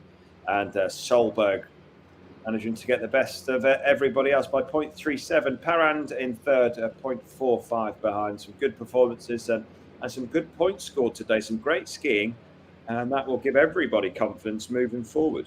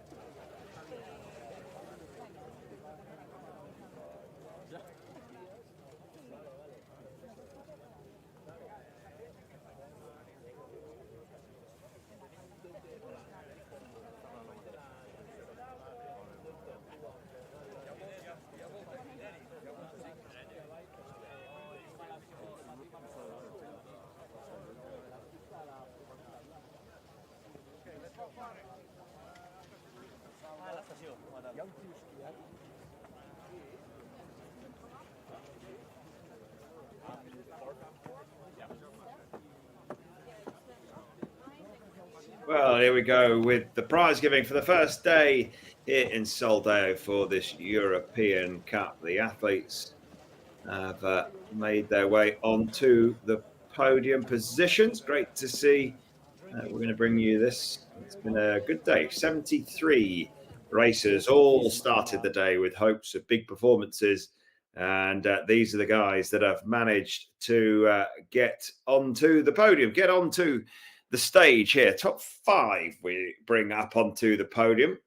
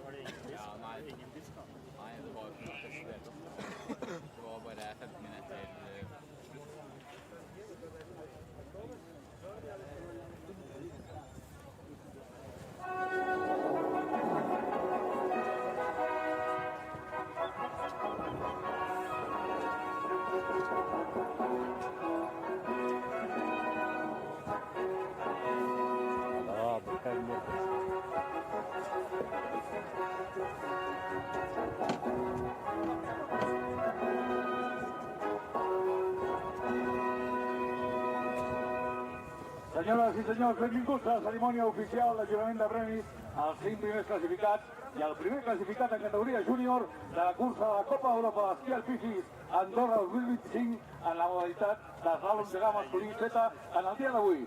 Ladies and gentlemen, welcome to the official prize giving ceremony honoring the top 5 racers and the first junior racer of the Andorra 2025 FIS European Cup Men's Giant Slalom race held today. En cinquè lloc, representant Lituània, in fifth place, representing Lithuania, Andrei Brukharov! Brukharov picking up 5th position, led off the first run. Couldn't quite convert that into a victory. That is Oscar Andreas Sandvik. Good run from him in the end.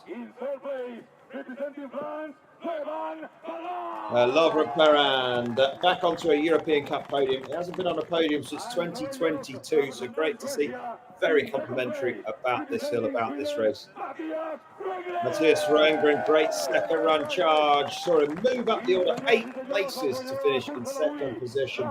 Tied with his PB that he picked up earlier on this season. But the man that's on the top step, the man that's picked up his first ever European Cup podium, he's gone straight to the top step. It is Erik Heisad Solberg by 0.37. Stylish ski. Very, very good indeed.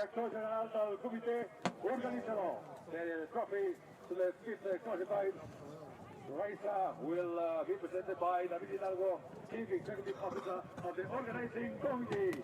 And that's the winner of the fifth place, Andrei Brukharov!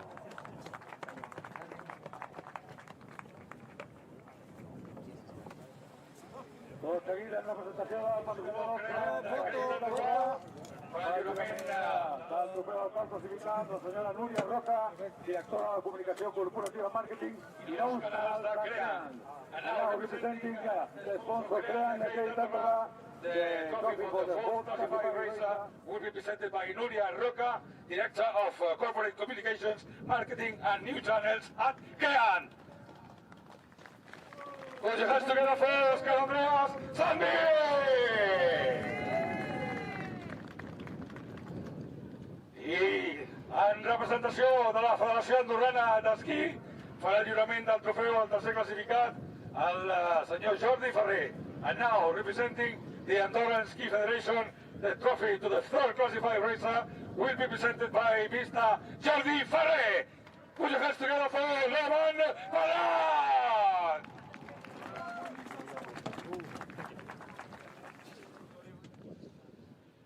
en representació de l'honorable Comú de Canillo, farà el jurament del trofeu al segon classificat, l'honorable senyor Jordi Alcover, mayor de la parròquia de Canillo. And now representing the Canillo Parish, the trophy to the second classified racer will be presented by Mr. Jordi Alcover, Mayor of the Parish of Canillo. Put your hands together for Matías Rangren! I en representació del govern d'Andorra, farà el lliurament del trofeu al guanyador l'il·lustre senyor Alan Cabanes, secretari d'Estat d'Esports. And now, representing the Andorra government, the trophy for the winning racer will be presented by Mr. Alan Cabanes, Secretary of State for Sports and the Andorran government. Put your hands together for the winner, Eirik Histad Solver!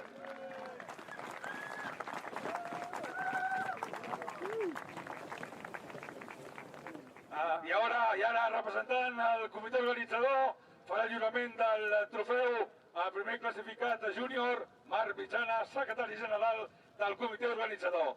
And now, representing the local organizing committee, the trophy for the first racer in the junior class will be presented by Marc Mitjana, secretary general of the organizing committee. And the trophy goes for Oscar Andreas Zandberg!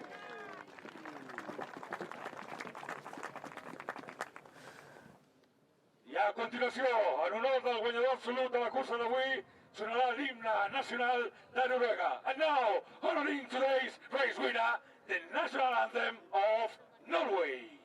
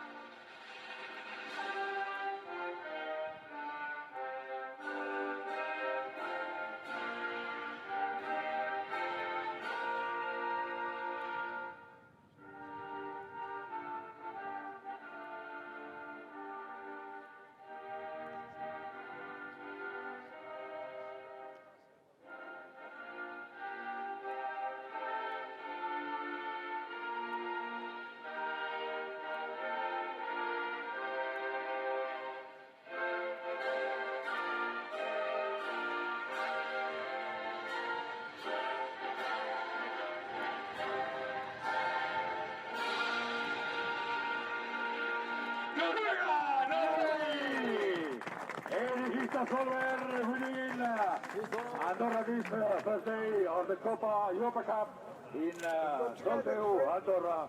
Victòria per Eirik Solver. I ara els atletes rebran un obsequi del comitè organitzador d'aquesta Copa Europa. Now, a special gift from the organizing committee. Però és que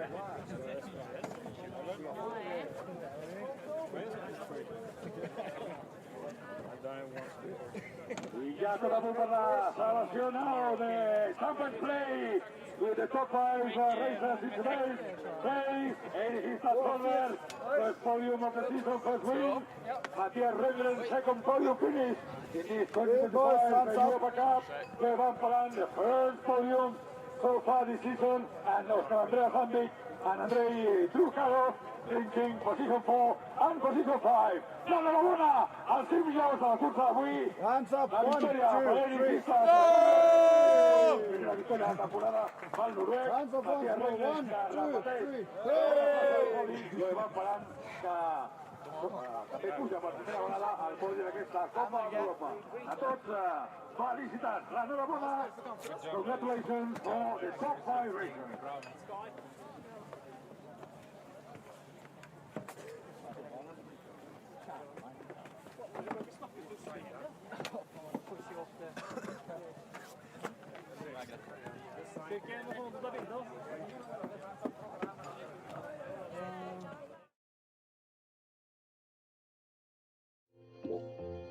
Well, that brings us to the end of our coverage here. Congratulations to Solberg, his first ever European Cup win, first ever European Cup trophy for Solberg. Great to see the double here of the race.